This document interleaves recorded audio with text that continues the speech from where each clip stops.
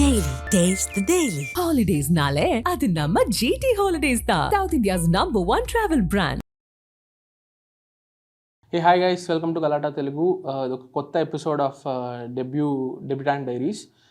దీంట్లో మనతో పాటు ఉన్నది డైరెక్టర్ సందీప్ రెడ్డి బండ్ల గారు. Hello sir, welcome to Galatta Telugu. Congratulations Janaka Aithe గనకకి.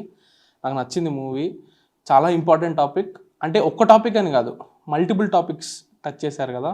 Cost of living, parenting, ఫాదర్కి సన్కి మధ్య, లైక్ ఒక రకంగా చూసుకుంటే పేరెంట్స్కి పిల్లల లైఫ్ సెటిల్ చేయడంలో ఎంత రోల్ ఉంది, ఎంత అకౌంటబిలిటీ ఉంది, అది కూడా డిబేటబులే, అది మనం మాట్లాడుకుందాము. సో మంచి సినిమా తీశారు, కంగ్రాచులేషన్స్. ఎంటర్టైనింగ్ సినిమా తీశారు, good job, congrats for that. Thank you so much. సినిమాకి వచ్చే ముందు, మనం రిలీజ్కి ముందు ఒక ఇంటర్వ్యూ చేశాము. దాంట్లో మీరు నాకు చెప్పిన దానికి మోస్ట్ ఇంట్రెస్టింగ్ ఆన్సర్ మీద అనిపించింది ఏంటంటే, మీరు సినిమాలు చూడరని. నేను సినిమాలు పెద్దగా చూడను, కానీ స్కూల్ కల్చర్ అదంతా ఇంట్రెస్ట్ ఉండడం వల్ల నేను ఇలా వచ్చాను అని. ఆ ఇంటర్వ్యూలో నేను ఒక క్వశ్చన్ అడిగాను మిమ్మల్ని, బట్ అది రికార్డ్ అవ్వలేక ఇదైపోయింది. ఫస్ట్ మనం 5 minutes షూట్ చేశాక ఇదిపోయింది కదా. I like to start with that only. So మీరు సలార్ అనే సినిమాకి డైలాగ్ రైటర్గా పనిచేశారు. అండ్ ఒక ఇంటర్వ్యూలో మాట్లాడుతూ నేను రాయడానికి ఎట్లాంటి సినిమాలన్నా ఇష్టపడతాను, లార్జర్ దెన్ లైఫ్ కానివ్వండి, ఫ్యాంటసీ కానివ్వండి, ఏదన్నా. కానీ తీయడానికి జనకైతే గనకలాగా ఒక రియలిస్టిక్ రూటెడ్ ఏంటి ఆ డిఫరెన్స్ ఏంటి? ప్రొఫెషనల్ డిఫరెన్స్ ఉంది సార్. రైటింగ్లో you need to write for someone else's thought. So ఒక డైరెక్టర్, ఆయన హారరా, లార్జర్ దెన్ లైఫా, ఏదైనా సరే, రైటర్గా I think you should be able to write any sort of genre. Story టెల్లర్గా నీకేం కథలు ఇష్టం అంటే రూటెడ్ ఎమోషన్స్, యూనివర్సల్గా చూస్తే అరే ఇది మన లైఫ్ అనిపించడం కానీ, లేదా మన లైఫ్లో ఇలా అయితే బాగుండి అనిపించే సినిమాలు చేయడం అనేది నాకు ఇష్టం అండి. సో అలాంటి సినిమాలలో ఫర్ ఎగ్జాంపుల్ ఇప్పుడు నాకు జంధ్యాల గారు రైటింగ్లో గాడ్లు ఫిగర్, రాజు హీరాని గారు కూడా, జంధ్యాల గారు తీసుకుంటే ఆయన శంకరాభరణం అలాంటి సినిమాలకి ఆయన రైటరు. ఆయన డైరెక్ట్ చేసే సినిమాలు చూస్తే అసలు పోలికే లేదు. I'm not comparing with him, no way, example, as an example. So with respect to writing potential 100%, ఎలాంటి డైరెక్టర్ ఎలాంటి జానర్ ఆఫ్ కథ పిలిచినా it is very challenging to go there and deliver. డైరెక్టర్గా you have a certain taste in life. So అందుకని ఈ రెండింటి మధ్య నాకు డిఫరెన్స్ ఉంది. నాకు ఇలాంటి కథలంటే బాగా ఇష్టం. యూనివర్సల్గా చెప్పాలి, ఒక కొత్త ఎక్స్ప్రెషన్ చెప్పాలి. కొత్త కథ కుదిరితే ఓకే, బట్ పాత కథ అయినా కొత్త ఎక్స్ప్రెషన్ ఏదైనా చెప్పగలగాలనేది is my interest personally. Okay, so writing అనే దాన్ని మీరు మోస్ట్లీ అందులో నా పర్సనాలిటీ కనిపించాలి, ఇందులో నా ఎమోషన్స్ కనిపించాలి అలా చూడరా మీరు? రైటింగ్ ఈజ్ ప్యూర్లీ లైక్, అంటే నేను అజంప్షన్ ఇది నాకు. సో రైటింగ్ ఒక డైరెక్టర్ వచ్చి నాకు ఈ సినిమాకి రాసి పెట్టు అంటే you will purely see it as work. Okay, మీకు ఇది కావాలి, నేను మీకు ఇది ఇచ్చేస్తా. ఆయనకేం కావాలి, director what is he looking at. So క్లీన్గా understanding. My only condition with writing for someone else is, నాకేమనిపిస్తే అది రాయగలగాలి, అది చెప్పగలగాలి. అది ఒకవేళ if that is restricting me, then నాకు ఎంత డబ్బులు ఇచ్చినా okay, that's the only condition I talk. చాలా మందితో పని చేసినప్పుడు, సార్ నాకు అనిపించింది నేను చెప్పగలగాలి, that's the freedom a writer expects. So అది ప్రశాంత్ నీల్ గారి దగ్గర I enjoyed the fullest beyond.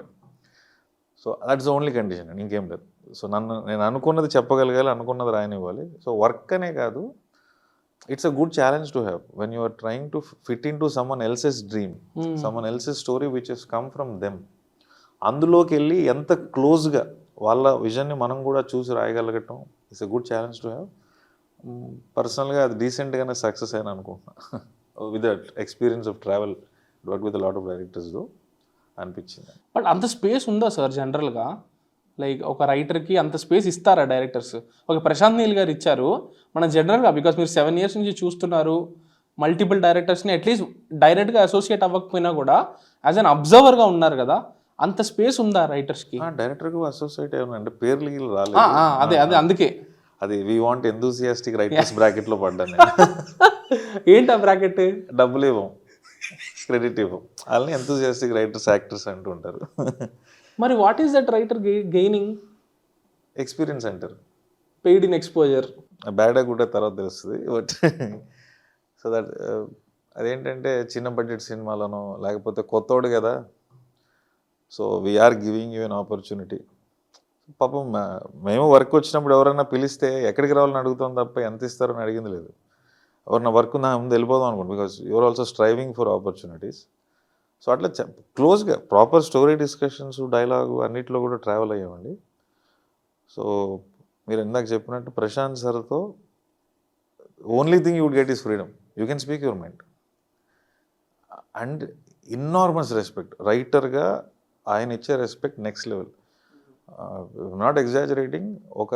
ఈ సినిమాకి డైరెక్టర్గా ఎలాంటి రెస్పెక్ట్ చూశానో దానికి ఒక 1 lakh times to the power of 1 lakh Prashanth sir దగ్గర రైటర్గా వాల్యూ చూశాను. That is him.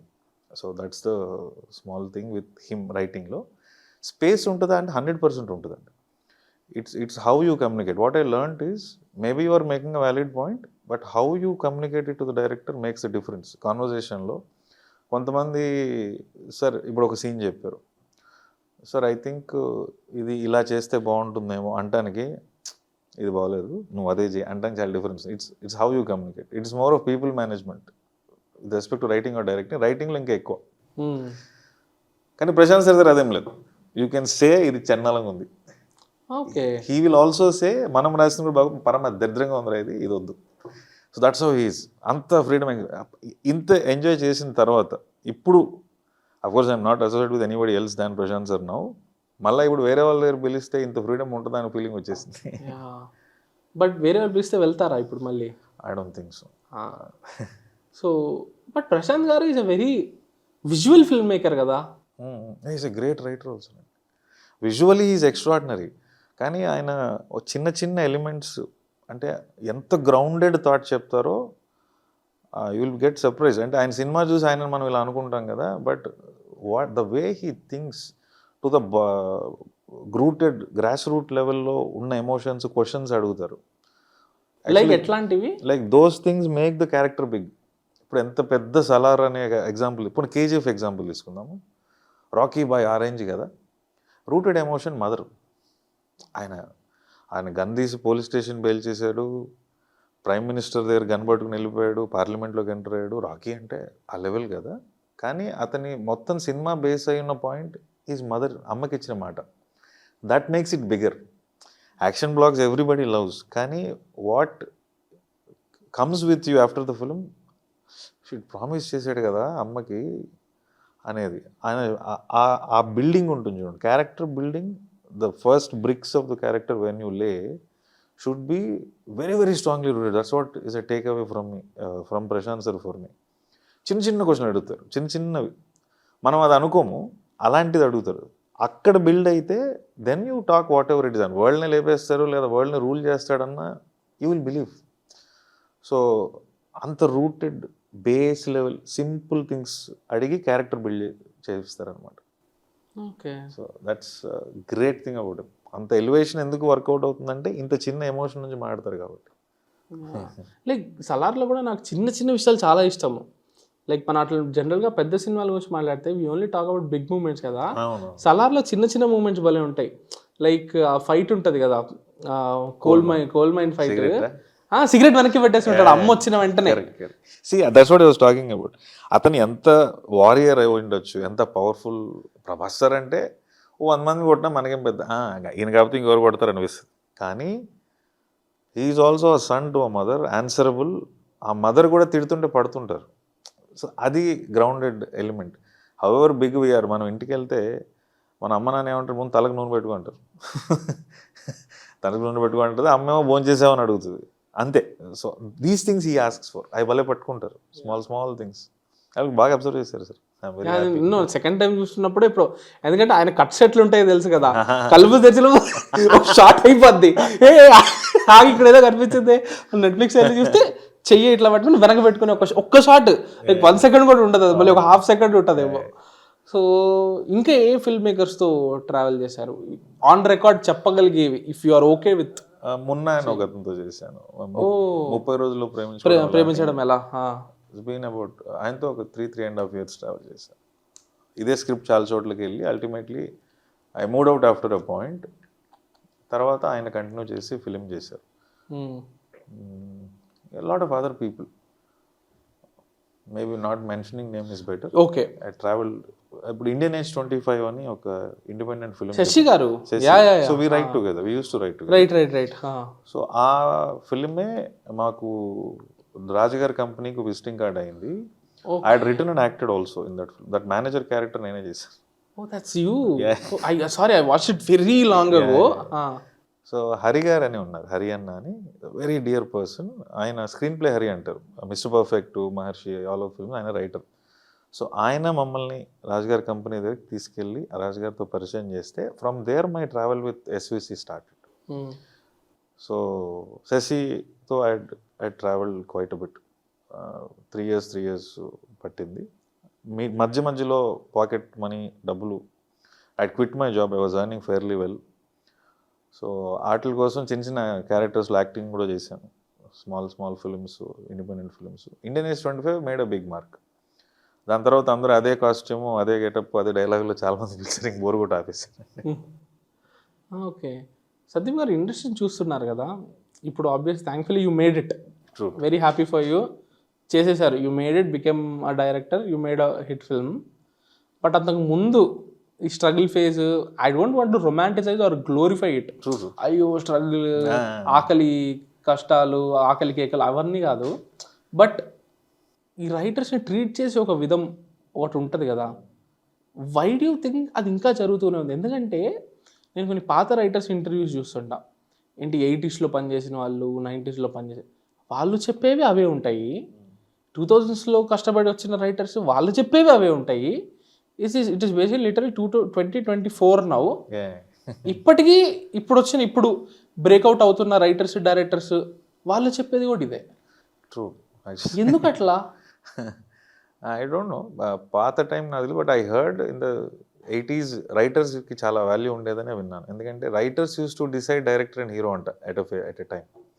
Some point in writers వెళ్ళి ఒక హీరో గారికి కథ చెప్తే ఆయన ఓకే ఈ కథకి ఈ డైరెక్టర్ బాగుంటారు అని రైటర్ సజెస్ట్ చేస్తే అలా ప్రాజెక్ట్ సెట్ అయ్యేవంట.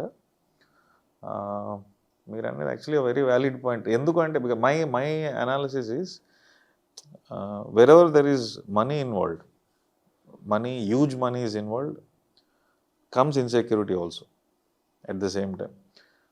సో ఒక డైరెక్టర్ అవ్వాలంటే చాలా గోత్రువై రావాలి పైకి. సో ఆడ అన్ని తట్టుకుని దెబ్బలు తగిలి భరించి పైకి వచ్చినప్పుడు పక్కన రైటర్స్ కూడా అదే స్ట్రగుల్లో ఉన్నప్పుడు సడన్గా ఒక ప్రొడ్యూసర్ ఉన్నారు, డైరెక్టర్ ఉన్నారు, రైటర్ ఉన్నారు, ఏదో స్టోరీ డిబేట్ అవుతుంది. రైటర్ టక్మని 2 పాయింట్లు చెప్పింది, ప్రొడ్యూసర్కి నచ్చేసింది అనుకోండి. ఇతనికి ఏమనిపిస్తుంది, డైరెక్టర్కి నాకంటే ఇతను చెప్పిన పాయింట్ బెటర్ ఉంది కదా, మేబీ పైకి ఎక్కేస్తాడా, లేదా స్టోరీ అండర్స్టాండింగ్ నాకంటే ఇటు బెటర్ ఉన్న డామినేషన్ వచ్చేస్తుందా. సో ఇలాంటి ఇన్సెక్యూరిటీస్ వెరీ వెరీ న్యాచురల్ అందరికీ అనిపిస్తాయి. సో ప్రాబబ్లీ అందుకని రైటర్స్కి వాల్యూ పోను తగ్గుతూ వచ్చింది. ఇది క్రెడిట్ గేమ్, ఇది డబ్బులు ఇన్వాల్వ్ అయ్యాయని చెప్పాను కాబట్టి. Everybody wants to bet on a winning horse where money is involved కదా. సో అలాంటి జోన్లో ఎన్ని జనరేషన్స్ దాటిన, అన్లెస్ ఆ total generation mind set shift అయితే తప్ప రైటింగ్ వాల్యూని అప్రిషియేట్ చేసే directors like Prashanth, Neel sir, like Raju Hirani sir, I heard their stories. So వాళ్ళు రైటింగ్కి రైటర్స్కి వచ్చే వాల్యూ ఇంకా పెరుగుతుంది. I hope these kind of directors and producers come out. Producers కూడా చూస్తారు, డిస్కషన్స్లో చూస్తారు, ఎవరికి స్పార్క్ ఉంది ఏంటో చూస్తారు, కానీ ultimately they stay back with the director, because director బాగుంటే ప్రాజెక్ట్ బాగుంటుంది, అన్ని రన్ అవుతాయని. Though they know it for a fact that somebody is doing well, somebody is adding a lot of value to the script. Ultimately in the set director is the captain of the ship. So these guys go back. ఇప్పుడు we have great examples. ఇప్పుడు Koratala Shiva sir రైటర్స్గా start అయ్యారు. By the time సార్కి break వచ్చే టైంకి it was quite a lot. Sir కూడా I think is told a lot of times about what all things he had to face. So I also seen those. As you said, దాని గురించి ఎక్కువ మాట్లాడే ఉపయోగం లేదు. ఇప్పుడు మోస్ట్ రీసెంట్లీ భాను అని ఒక writer, directing a film with Raviteja. I'm very happy. Nice కదా, లైక్ ఒక మంచి ఐడెంటిటీ వచ్చింది. వెంటనే he has jump the ladder. And ఇందాక మీరు చెప్పారు కదా, ఈ వర్కింగ్ ఫర్ ఫ్రీ అనే కాన్సెప్ట్ ఇండియాలో మనకు చాలా ఉందన్నమాట. అది అగైన్ ఐ థింక్ మీరు ఇందాక అన్నట్టు ఒక మైండ్ సెట్ చేంజ్ చేసే తప్ప అది జరగదు అని. ఎందుకంటే ఇప్పుడు మొన్న హాలీవుడ్లో రైటర్ స్ట్రైక్ చేశారు. రైటర్స్ అందరూ ఒక 3 నెలల పాటు రాయలేదు. They said we won't right, రాయలేదు. మన స్ట్రైక్ దానివల్ల పెద్ద పెద్ద సినిమాలు పోస్ట్పోన్ అయిపోయినాయి. ఏంటి డ్యూన్ 2 పెద్ద పెద్ద సినిమాలు హ్యాడ్ టు బి పోస్ట్పోన్డ్. నాకేమనిపిస్తుంది అంటే ఇండియాలో అట్లాంటి స్ట్రైక్ రాదు. ఎందుకంటే ఇప్పుడు వర్క్ చేసే రైటర్లు అందరూ కానీ ఓకే మేము రాయము అని స్ట్రైక్ చేశారనుకోండి, మేము ఫ్రీగా రాసి పెడతామని చెప్పి రావడానికి ఇంకో 100 మంది ఉంటారు. అవును, బికాస్ డెస్పిరేషన్ అట్లా ఉంది. కాంపిటీషన్, ఈ ఆపర్చునిటీస్ అనేవి everybody is fighting for those opportunities. నువ్వు పని చేయవా, సరే నేను ఫ్రీగా చేసి పెడతాను అనేది మన రక్తంలో ఉంది. అది ఆపర్చునిటీ ఇచ్చేయండి, నేను చేసేస్తాను అని అనేది. Why do you think that it's not changing? Rat race అంటారు కదా. సో వచ్చినప్పుడు అంటే ఒక 6 months to 1 year తిరిగిన తర్వాత you will get in to that desperation. Because ఎవరు పిలిచిన డబ్బులు ఎవరు.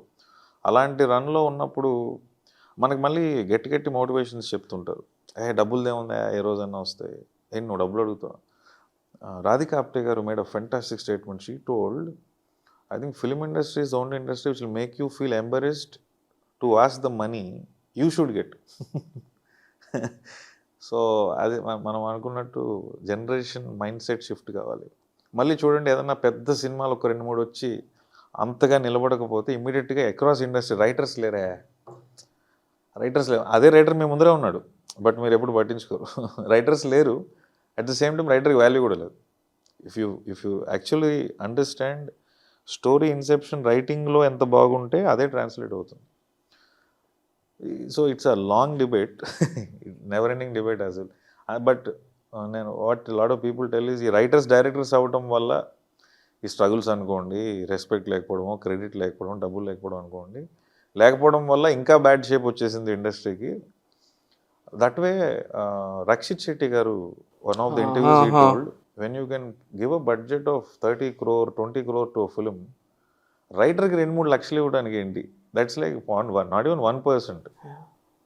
If you invest in writing, that is the best investment you can do. But the dynamics are different for whatever reasons. అది మనం మార్చలేము. Small mind set shift sir. ఇప్పుడు కొంతమంది ఏమనుకుంటారు, నేను ఇన్ని కష్టాలు పడి వచ్చాను కాబట్టి నాకు ఇంత పని చేసే ఐడియానో రైటర్ కూడా ఇంత పడి రావాలి. 8 out of 10 people.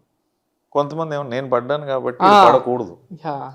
సో అందుకని ఐ ఎన్షూర్, నేను ఇప్పుడు మొన్న మీరు మా ప్రెస్ ప్రీ రిలీజ్లో చూసిన, I ensure I talk about my ADs. Fantastic job చేశారు. ADs also, not only writers అండి, direction department is most underrated. You would see very few directors speak of their ADs, their efforts. Assistant డైరెక్టర్లు, రైటర్లు, assistant అంటే whatever, associate whatever, direction department రైటర్సే cinema start అవ్వక ముందు నుంచి పనిచేసి cinema release అయిపోయిన తర్వాత కూడా పనిచేస్తారు. ప్రాణం పెట్టి చేస్తారు. డబ్బులు ఇచ్చినా ఇవ్వకపోయినా, తిట్లు తిన్నా, ఏం జరిగినా. So I have all respects to apprentice, assistant, associate, chief associate, whatever, to the direction department, and even bigger respect for the writers who are always laid back. It's very hurting, but understanding it to be a matter of fact, but I respect, I ensure, I tell people, you won't believe Prashanth sir elanti idante in a group of 100 ante పెద్ద వాళ్ళు, Prabhas sir కావచ్చు, హొమ్మళ్ళే producers కావచ్చు, పెద్ద actors ఉన్నప్పుడు కూడా నిర్మమాటంగా అందరు మంచిగా తీసుకెళ్ళి, సార్ ఈ డైలాగ్ ఈడ రాశాడు, ఈ సీన్ ఈడిచ్చాడు, చాలా ఫైట్ చేశాడు, అట్లా ఓపెన్గా చెప్తారు. నా గురించి కదా ఎవరికైనా, ఆయన పనిచేసే ఎవరైనా సరే, లైట్ మెన్ లేదా ఒక ఆర్ట్ అసిస్టెంట్ కూడా చేసినప్పుడు he would tell it in front of all the life changers. I call them life changers. ఎందుకు లైఫ్ చేంజర్ అయ్యా అంటే, ప్రశాంత్ సార్ లాంటి ఈడు మంచి రైటర్ అంటే నా లైఫ్ మారిపోద్ది. ప్రభాస్ సార్ కావచ్చు, దిల్ రాజు గారు కావచ్చు, పెద్ద వాళ్ళు ఒక చిన్న టెక్నీషియన్కి ఒక చిన్న కామెంట్ ఇస్తే ఆ లైఫ్ మారిపోతుంది. సో అలాంటి వాళ్ళు actually if they like these few people are already doing it, I hope it goes to a bigger crowd larger segment where people should openly talk. Smallest things సెట్లో జరుగుతుంటాయి. Assistant directors నా ఐడియాలో అయితే ముగ్గురు ఎక్కేసేవాళ్ళండి లొకేషన్లో. ఎందుకు అలా జరుగుతుందంటే మనం ఇచ్చే ఏమంటారు యాక్సెస్ కూడా అలాంటిది. I don't see them as assistant director, I see them as next upcoming directors. అందుకనే నేను ఓపెన్గా అడుగుతాను, అరే మీకు ఏమన్నా నేను చేసింది రాంగ్ అనిపిస్తుంది, నిర్మాణ తక్కువ ముగ్గురు వచ్చేస్తారు. అన్న ఇంకొక షాట్ అని పోండ్రా అని మళ్ళీ ఒకసారి నాలుగు సర్లే తీసుకున్నాను. సో అంత హెల్దీ అంబియన్స్. నేను ముందు నుంచి as a person like that, very critical about my work and extremely free hand with all people I interact. People who work with me will understand. A bit of that, when I saw it with Prashanth sir, I just loved it. So I will keep it going.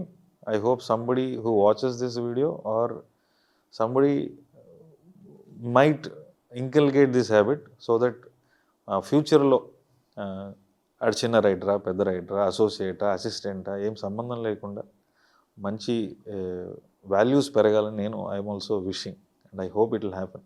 Hopefully. And 7 years ఉన్నారు కదా దిల్ రాజు గారితో. 7 years ఉన్నారు. మంచి access ఇచ్చి ఉంటుంది కదా అది మీకు, లైక్ ఇండస్ట్రీ పరంగా చూసుకుంటే నెట్వర్కింగ్కి. 100%. ఆ 7 years ఏం నేర్చుకున్నారు? అంతకుముందు అసలు సినిమా ఇండస్ట్రీ ఎలా పనిచేస్తుందో ఐడియా అన్నా ఉండిందా, లేకపోతే అక్కడి నుంచే అసలు నేర్చుకోవడం మొదలుపెట్టింది? ఇందాక చెప్పినట్టు నేను సాఫ్ట్వేర్ జాబ్ చేశానండి. I worked with Genpact, Bank of America, Northgate.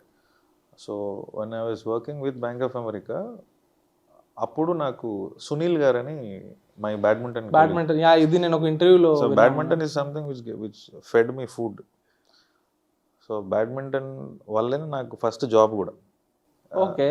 Kishore అన్న అని is national level player badminton. So he knew somebody.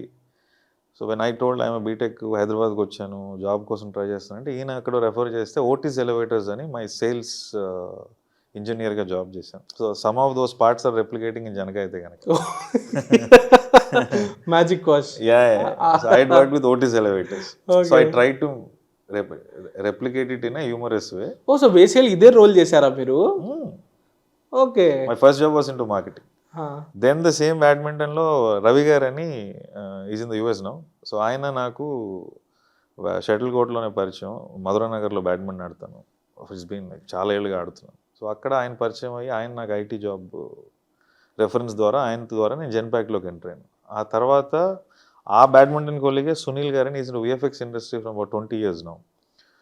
So మాట్లాడి అక్కడ పంచులు వేసుకునే ఆటలలో సండి మంచి టైమింగ్ ఉంది కదబ్బా ఎందుకు రైటింగ్ ట్రై చేయకూడదు అంటే దెన్ ఆయన పరిచయం చేస్తే then I got introduce to మొన్న ఆయనతో పాటు ట్రావెల్ చేశాను 3 years. అండ్ అప్పటి వరకు అసలు సినిమాలు వద్దామని ఐడియానే లేదా? Zero. Wow. Okay. Zero. But నేను స్కూల్ నుంచి లైక్ ఐ సెడ్ కేవీ స్కూల్లో we had this culture of స్కిట్లు. హిందీ మీడియం స్కూల్ కేంద్రీయ విద్యాలయం అంటే. సో హిందీ కవి సమ్మేళనాలు, హిందీ స్కిట్స్, హిందీ సప్తాహాన్ని 1 week చేస్తారు. ఇంటర్ హౌస్ కాంపిటీషన్స్ ఉంటాయి. Very very competitive world. ఇప్పుడు గంగా, యమున, బ్రహ్మపుత్ర, సరస్వతి 4 houses డివైడ్ చేసి మీ స్కూల్ అట్లా every year it changes. Nehru, Gandhi, Subhash Chandrabose, Bhagat Singh అలాంటి గ్రూప్స్ ఉంటాయి. So we use to strive crazily to get that rolling trophy. So ఆ కల్చర్ ఉంది. సో అప్పటిదాకా 9am సినిమా మనం ఎక్కడన్నా ఈ సమ్మర్ వెకేషన్కి మా నాన్న వాళ్ళు విలేజ్కి వెళ్తే స్మాల్ విలేజ్ పాలగుట్టపల్లి అని చిత్తూరు డిస్ట్రిక్ట్లో ఇంకా అందరూ పిల్లలు కజిన్స్ అందరూ అక్కడ కలిస్తే అక్కడేంటి చిన్న ఊరండి, హార్డ్లీ 70-80 houses ఉంటాయి. అంతేనా? వాష్రూమ్స్ కూడా లేవు. అక్కడేంటి టీవీ పెడితే ఇప్పుడు ఎంట్రన్స్లో కూర్చుంటే 3వ రూమ్లో టీవీ ఉంటుంది. ట్రైన్ లాంటి బ్లాక్స్ ఇల్లు. సో అక్కడ టీవీ ఆ రూమ్ ఫుల్, బయటకు వస్తే కొంచెం డోర్ దగ్గర ఫుల్, ఆ బయటకు వస్తే అరుగు మీద అందరం కూర్చొని చూసేది. అంతే టీవీ మాకు. నాకు ఇంజనీరింగ్ వరకు టీవీ కూడా లేదు. ఇంజనీరింగ్ వరకు లేదు. మనం రైల్వే ఎంప్లాయీ కదా, పిల్లలు పాడైపోతారు సినిమాలు చూస్తారు, మళ్ళీ ఆయన బాగా సినిమాలు చూస్తారు. Big fan of senior NTR garu. అలాంటి దాంట్లో నుంచి వచ్చి మనం మామూలుగా చూసినప్పుడు టీవీ చూస్తే టెక్నీషియన్ అవ్వాలైనా అనిపించే వాళ్ళు చాలా తక్కువ అనుకుంటాను. మనకు కూడా డాన్స్లు వేద్దాం, అలా డైలాగ్ చెప్దాం, అలాంటివే తప్ప ఇటు రావాలనుకోవాలి. So Sunil garu was the one to push me into writing attempt writing. అట్లా మున్నా గారు పరిచయం అయ్యి during I was working as well, సాఫ్ట్వేర్లో కంటిన్యూ చేస్తున్నాను when I was working with Munna. Then I quit my job. Project take off అవుతుంది అనుకున్నాను, I didn't take off, but I was continuing to travel with him 3 long years. ఏం progress ఉండట్లేదు ఎక్కడో, for something project was not taking of. Shashi was AD along with me with Munna. So then we both had certain discussions. Then అప్పటికి Shashi had some experience in two films, నాకేం zero experience. నేను ఫార్మల్గా ఇన్స్టర్ట్ చేసుకుని వచ్చేవాడిని ఆఫీస్కి, ఐడి కార్డ్ తీసేసి సాయంత్రం వచ్చి డిస్కషన్లో కూర్చునేది. సో అప్పుడు ఇంకా అర్నింగ్ ఏం, జాబ్ మానాను కదా, అర్నింగ్ లేదు. క్రికెట్ అకాడమీ ఒకటి పెట్టాను సరదాగా పెద్ద ముగ్గురు దగ్గర, రాహుల్ ద్రావిడ్ గారు ఓపెన్ చేశారు. సో ఆ అకాడమీ రన్ అవుతుందేమో, అట్లీస్ట్ మంత్లీ పాకెట్ ఎక్స్పెన్సెస్ వస్తాయని చూశాను. That didn't work though. తర్వాత ఫినాన్షియలీ డెంటా అది బాగా దెబ్బేసింది. మేజర్ లైఫ్ అయితే మేజర్ లైఫ్ ఈవెంట్ అది. అవునండి, అవును. అంటే మీరు క్యాజువల్గా చెప్పేసి వెళ్ళిపోతున్నారు, but it's actually major thing అండి. యాక్చువల్గా అప్పటికి I was married also. So నా wife earning source was my wife. Suhasini was the only earning source in the house. So ఆమె తీసుకుంది ఫైనాన్షియల్ ప్రెషర్ అంతా. సో ఆమె పర్సనల్ లోన్ పెట్టి సర్టన్ అమౌంట్ అనుకుని క్రికెట్ అకాడమీ పెట్టి, దాంట్లో some bad experience with the dearest friend అప్పటికి. Then I lost lot of money, mood out, ఇంకేం చేయాలో తెలియట్లేదు. ఆ టైంలో Shashi and me did Indian age 25.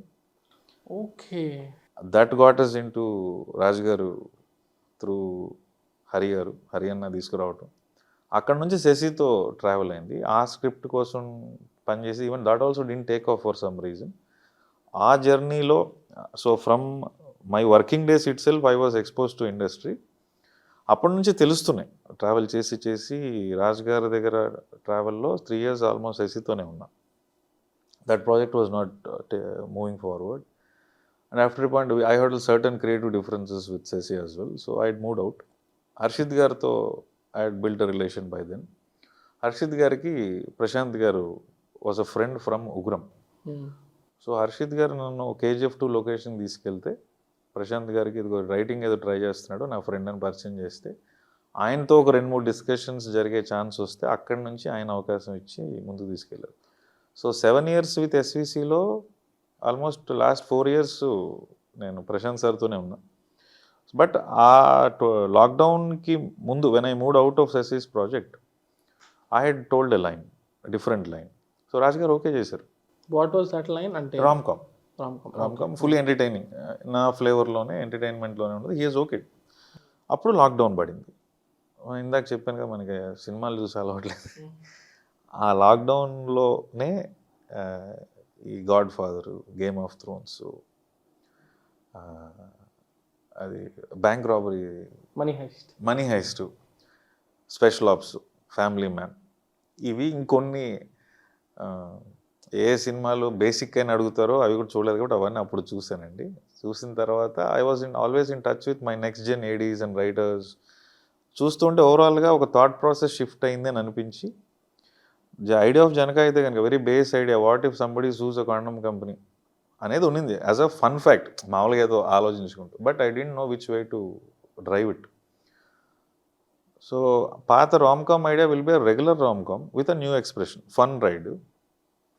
కొత్త డైరెక్టర్గా వస్తున్నప్పుడు ఏదన్నా interesting idea, my analysis to lockdown was one new idea or scale or period, costume drama, mythology something.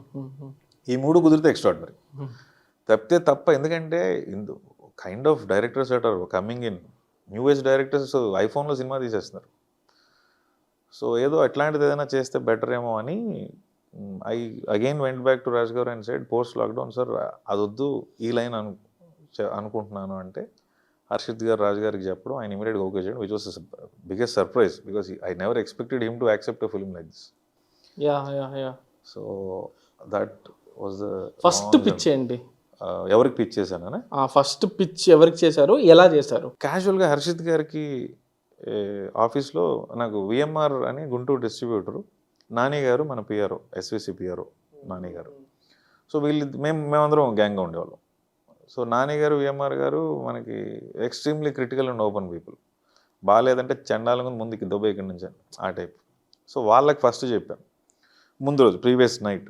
So ఏమన్నారంటే హిందీకి బెటర్ ఏమో స్పేసు, అంటే కథ ఎలా వస్తుంది బేస్ లైనే చెప్పాను, బెటర్ ఏమో స్పేస్ అన్నారు. Then I developed bit and told, ఇదేదో బాగానే ఉందన్నారు. Then I told 2 minute line to Harshit garu, sir ఇట్లా ఇట్లా అనుకున్నాను ఐడియా, ఏమంటారు? అవునా అని అన్నారు. అలా మెట్లకి పైకి వెళ్ళారు. మనం ఏదో పక్క వచ్చి ఏదో మాట్లాడుకుంటుంటే రాజుగారు కిందకి దిగారు. ఏమయ్యా కొత్తగా ఆలోచించేవో అన్నారు. ఇదేంటి ఇలా అంటున్నారు? ఏంటి సార్? చేద్దాం, ఐడియా డెవలప్ చేసుకుంటాను. నేను అలాగే నిలబడి, ఏంటి సార్ నిజంగానే చెప్తున్నారు? సో చేద్దామన్నారు. ఇంకా అక్కడి నుంచి డెవలప్మెంట్ స్టార్ట్ అయ్యి అప్పుడు హోంబాళే ప్రొడక్షన్స్ వాళ్ళు కూడా కొలాబరేట్ అయ్యి చేద్దామని. Initial idea was Telugu, Tamil, Hindi, కన్నడలో ఒకే డేట్లో లాంచ్ చేసి ఒకే డేట్లో రిలీజ్ చేద్దాము అన్న ఐడియా పెట్టుకోవడం వల్ల హిందీలో కూడా స్క్రిప్ట్ రెడీ చేయించాము. కపిల్ శర్మ షో రైటరు, ఆయనతో హిందీ వర్జన్ ఈజ్ రెడీ. తమిళ్కి పిచ్ చేయడం స్టార్ట్ చేసాము. కన్నడ రిషబ్ గారు అప్పుడు విని చేద్దాం అనుకున్నాము. But for some reason it didn't take off the way it had to, and ultimately Suhas గారికి రీచ్ అయింది. సుహాస్ గారు ఓకే చేయడంతో the project took off. So మధ్యలో నువ్వు చెప్పిన హీరోస్ అందరూ నువ్వు చెప్పడమో లేకపోతే ఓకే నేను ఆ ఇంటర్వ్యూ చూసా, మొన్న ఇచ్చిన interview, you're being very diplomatic. కానీ లేదు సార్, డిప్లొమాటిక్ లేదు, I'm being very honest. Okay, not one person said this story is bad, not one person. You can actually make out narrations చెప్తున్నప్పుడు వచ్చే రియాక్షన్లోనే తెలిసిపోతుంది. ఎక్కడన్నా ప్రాబ్లమ్ ఉంటే you can understand. Out of the long journey you can make out somebody is not liking the script, you will understand. It's not absolutely not diplomacy, I'm being very honest. కానీ projects ఒకటి, at the same time చిన్న చిన్న apprehensions, అంటే సడన్గా ఒక genre shift చేసి చేయాలంటే maybe ఆలోచించారేమో. But I am in touch with all of them. All of them reply to me even now. So unless something, if it is not good, they don't have to reply nor talk to me for what positions they are in కదా. So అందుకని ఆనెస్ట్గానే చెప్తున్నాను sir, అదే మీ diplomacy. Shreyas అని ధనుష్ గారు manager, I still talk to him, reply చేస్తారు. ఆయనకి నా work చూపించండి. ధనుష్ గారితో నేను, వెంకీ అట్లూరి గారు ఈజ్ అ ఫ్రెండ్. సో ఆయన సార్ సినిమా చేస్తున్నప్పుడు ధనుష్ గారిని వెళ్ళి లొకేషన్స్లో కలిశాను. You won't believe, he had narrated the entire film to me.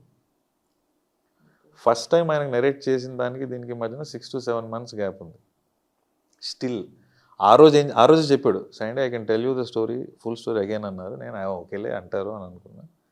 ఈ లొకేషన్కి వెళ్ళినప్పుడు he had told, and he specifically told fathers and track is the best track I had ever heard. And all that the same he said, direction ఉంది ఆయనకి, 50th film ఉంది, అప్పటికి he was part of sir, and you see the lineup of the films he had. So it didn't take off for some reason. అల్టిమేట్గా నాకు సుహాస్ గారుతో travel set అయిందేమో, as it see that as destiny, అలా work అయిందండి. Okay okay, first వర్జన్కి అనుకున్నప్పటికీ final మేము screen మీద చూసిన దానికి మధ్యలో స్క్రిప్ట్ ఎంత ఎవాల్వ్ అయింది, ఏమేమి వర్జన్స్ వచ్చినాయి, ఏమేమి డిఫరెన్సెస్ ఉండే ఈచ్ వర్జన్కి? చిన్న ఇంప్రూవైజేషన్స్ తప్ప అబ్సల్యూట్లీ నో చేంజ్ అండి. ఫస్ట్ ఏ కథ అనుకున్నానో అదే కథ ఇప్పుడు చేశాను, నో చేంజ్ అట్ ఆల్. యాక్టర్స్తో పాటు ఏ క్యారెక్టర్కి ఏ ఆర్టిస్ట్ అనుకున్నానో అదే ఆర్టిస్ట్ కోసం ఫైట్ చేసాం. సో ఎవరు ఏమన్నా నాకు అదే ఆర్టిస్ట్ కావాలని పట్టుబట్టి గొడవ పెట్టి వాళ్ళే తెచ్చుకున్నానండి. కుదిరింది. As I said, you don't write a good film happen, don't write. So అట్లాగా నేను అనుకున్న యాక్టర్స్ అందరూ, I can show you my draft also. అక్కడ జడ్జ్ ఆర్పి వెన్నెల కిషోర్ గారే. ఐ రిటర్న్ 2020 నా బర్త్డే రోజు July 19th I drafted it with my own hand. అప్పుడు ఏ ఆర్టిస్టులు ఉన్నారో అదే ఆర్టిస్టులు కుదిరారు, అందరూ కుదిరారు. ఓకే, ప్రభాస్ అన్న వాజ్ అన్ స్మాల్ చేంజ్, అంతే, ఇంకేం లేదు. రెస్ట్ ఆఫ్ ద యాక్టర్స్ ఎవరెవరు అనుకున్నాను వాళ్ళే.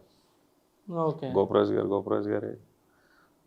వీ ఆల్వేస్ హ్యాడ్ ఆల్టర్నేటివ్స్, ఈ యాక్టర్ దొరకకపోతే, కానీ అనుకున్న వాళ్ళే కుదిరారు. స్క్రిప్ట్ కూడా ఏది అనుకున్నానో అదే చేశానండి. నైస్. ఫుల్ ఫ్రీడమ్ దొరికిందా మీకు? Making side absolutely freedom, no issues and no concerns. Okay. Actually technicians కూడా సార్, నాకు సాయి శ్రీరామ్ గారు ఆయన డైరెక్షన్ చేద్దామని ఒక స్క్రిప్ట్కి నేను రైటింగ్కి వెళ్ళాను. సో సాయి శ్రీరామ్ గారిని బయట కూడా చూశాను. ఆయన డెబ్యూ డైరెక్టర్స్కి ఇచ్చిన హ్యాండ్ కానీ, ఆయన చేసిన హ్యాండ్ అండ్ సపోర్టు, చేసిన విధానం కానీ, I somehow fell in love with his work. యాక్చువల్గా ఆయనకు తెలియదు, నేను చాలా చోట్ల వెళ్ళిన ప్రతి చోట నాకు డిఓపి ఎవరంటే సాయి శ్రీరామ్ గారని చెప్పేశాను. ఓకే. తర్వాత ఆయనకి చెప్పాను, సార్ మీ పేరు చెప్పేశాను, ఇట్లా ప్రాజెక్ట్ ఓకే అయిందంటే. ఆయనే వచ్చారు, he was on boarded. Music was something which obviously I didn't think of, but Baby సినిమా songs was a huge impact. So Vijay garu రావటం, main technician, cameraman, plus all artist, whatever I had thought of the script, whatever I had written, the first draft, improvisations were there. ఎందుకంటే మనం ఒక scene రాసి ఒక నెల రోజుల తర్వాత చూసి చిచి ఇలా ఎందుకు రాసాం అనిపిస్తుంది. You also upgrade a bit. మన సోషల్ ఫ్యాక్ట్స్ కూడా మారుతాయి, ఏదైనా కొత్త ఇంట్రెస్టింగ్ పాయింట్ వచ్చి how do include it into it అనేది చూస్తాం తప్ప నాట్ మేజర్ చేంజెస్ అండి. Okay. Okay. Fortunate that. No, first of all ఇట్లాంటి సినిమా ఒకటి తెలుగులో అప్రూవ్ అవ్వడమే is big deal. True, very true. దాంట్లో అందుకని నాకు ఫ్లాస్ ఉన్నా కూడా ఓకే, ఉన్నవి అక్నాలెడ్జ్ చేద్దాము, బట్ అసలు ఈ సినిమా రావడం ఇస్ అ కూల్ థింగ్ అనిపించింది. Very big thing for somebody like Dil Raju sir to accept. Exactly, he's considered the quintessential Telugu film producer కదా, లైక్ ఫ్యామిలీ సినిమాలు అట్లా కదా అయింది. సో ఇది రావడం ఇస్ వెరీ బ్రేవ్. నాకు ఇది చెప్పండి, ఈ హోల్ కోర్ట్ రూమ్ డ్రామా అనేది ఉంది కదా, మీరు ఇది ఫస్ట్ పర్సీవ్ చేసినప్పుడు దీన్ని ఒక ఫ్యామిలీ డ్రామా లాగా అనుకున్నారా, లేకపోతే కోర్ట్ రూమ్ డ్రామా అనేది స్టార్టింగ్ పాయింటా? Family courtroom drama first నుంచి ఇదే ఉంది. Whatever lines you are seeing, whatever behaviours are there from beginning. So fun రైడ్గానే తీసుకుని వెళ్దాము, ఆఫ్టర్ ఏ పాయింట్ దాన్ని కొంచెం సీరియస్ చేద్దాం అనేది ఉద్దేశం. ఇప్పుడు కొంతమంది అంటే హూవర్ హ్యావ్ వాచ్డ్, నాకు up to 97-98% they have had a gala time in the theatre, బాగా ఎంజాయ్ చేశారు. కొంతమంది సమ్ బ్రెయినీస్ ఆర్ కొంతమంది రెస్పెక్ట్ ఉన్నవాళ్ళు, కోర్ట్ ప్రొసీడింగ్స్ మీద రెస్పెక్ట్ ఉన్నవాళ్ళు టోల్డ్, ఈ బిహేవియర్స్ ఎందుకు తీసుకున్నావు అబ్బా, నువ్వు సీరియస్గానే డీల్ చేయొచ్చు కదా. ఫర్ ఎగ్జాంపుల్ కొన్ని రివ్యూస్ కూడా రాశారు, జాలీ ఎల్ఎల్బి కానివ్వండి, ఓ మై గాడ్ కానివ్వండి, అలా కూడా చేసి ఉండొచ్చు కదా. చేసి ఉండొచ్చు డెఫినెట్గా. నాకు ఈ ట్రీట్మెంట్ బాగా బెటర్ అనిపించింది. బట్ ఒక మిస్టరీ నాకు ఎప్పుడు అనిపించేది ఏంటంటే, ఒక కోర్టులో జడ్జి గారు ఉంటారు కదండి, జడ్జి అంటే ఎవరు అంటే, ఆయన ఒకసారి ఒక సెంటెన్స్ రాసి సైన్ చేశారంటే ఇంకా దట్ బికమ్స్ యువర్ లైఫ్. ఈ సెంటెన్సింగ్ అని దాన్ని అందుకే అంటారు కదా. కానీ జడ్జిలకి ఎంతో గొప్ప ఎమోషన్ గోత్రు అవుతూ ఉంటారు కేస్ ప్రొసీడింగ్లో. I've heard some interviews also. కొన్ని చోట్ల నాకు అనిపించింది, జడ్జి అనే అతనికి ఒక కోర్టులోకి ఒక కేసు ఇలా రాగానే ఎవడు రైటు ఎవరు రాంగు అనేది తెలిసిపోతుంది. కానీ లీగల్ సిస్టమ్కి వాళ్ళు బౌండ్ అయ్యి ఎవిడెన్సెస్ కోసం, వాళ్ళ ఆర్గ్యుమెంట్స్ కోసం వెయిట్ చేస్తారు. I'm sure a lot of times evidences కుదరకపోవడం అయిన వాళ్ళు they give whatever judgement they want. అలాంటి జడ్జికి ఈ హియరింగ్స్ జరుగుతున్నప్పుడు వాళ్ళ ఇంటర్నల్ స్ట్రగుల్ ఒకటి ఉంటుంది. ఇప్పుడు నిజం అని తెలిసినా ఎవిడెన్స్ లేకపోతే హీ కాంట్ డూ ఎనీథింగ్ కదా. సో అది ఎట్లాగైనా రిప్రజెంట్ చేయాలనిపించి దాన్ని ఒక హ్యూమరస్ వేలో చెప్తే, ఒక జడ్జికి ఉన్న భావోద్వేగాలు చెప్పాలి, అట్ ద సేమ్ టైం క్రౌడ్కి చూపించకూడదు. అది ఎలా ట్రై చేయాలనిపించినప్పుడు ఫైల్ ఇలా అడ్డుపెట్టి చేద్దాం అనిపించింది. That's what I try to attempt. It has worked in the theatres for sure. Public have enjoyed crazily. కానీ సిస్టమ్ పరంగా ఆలోచిస్తే మేబీ కొంతమందికి అది నచ్చకపోయి ఉండొచ్చు. But I'm fine, it's a call I have taken.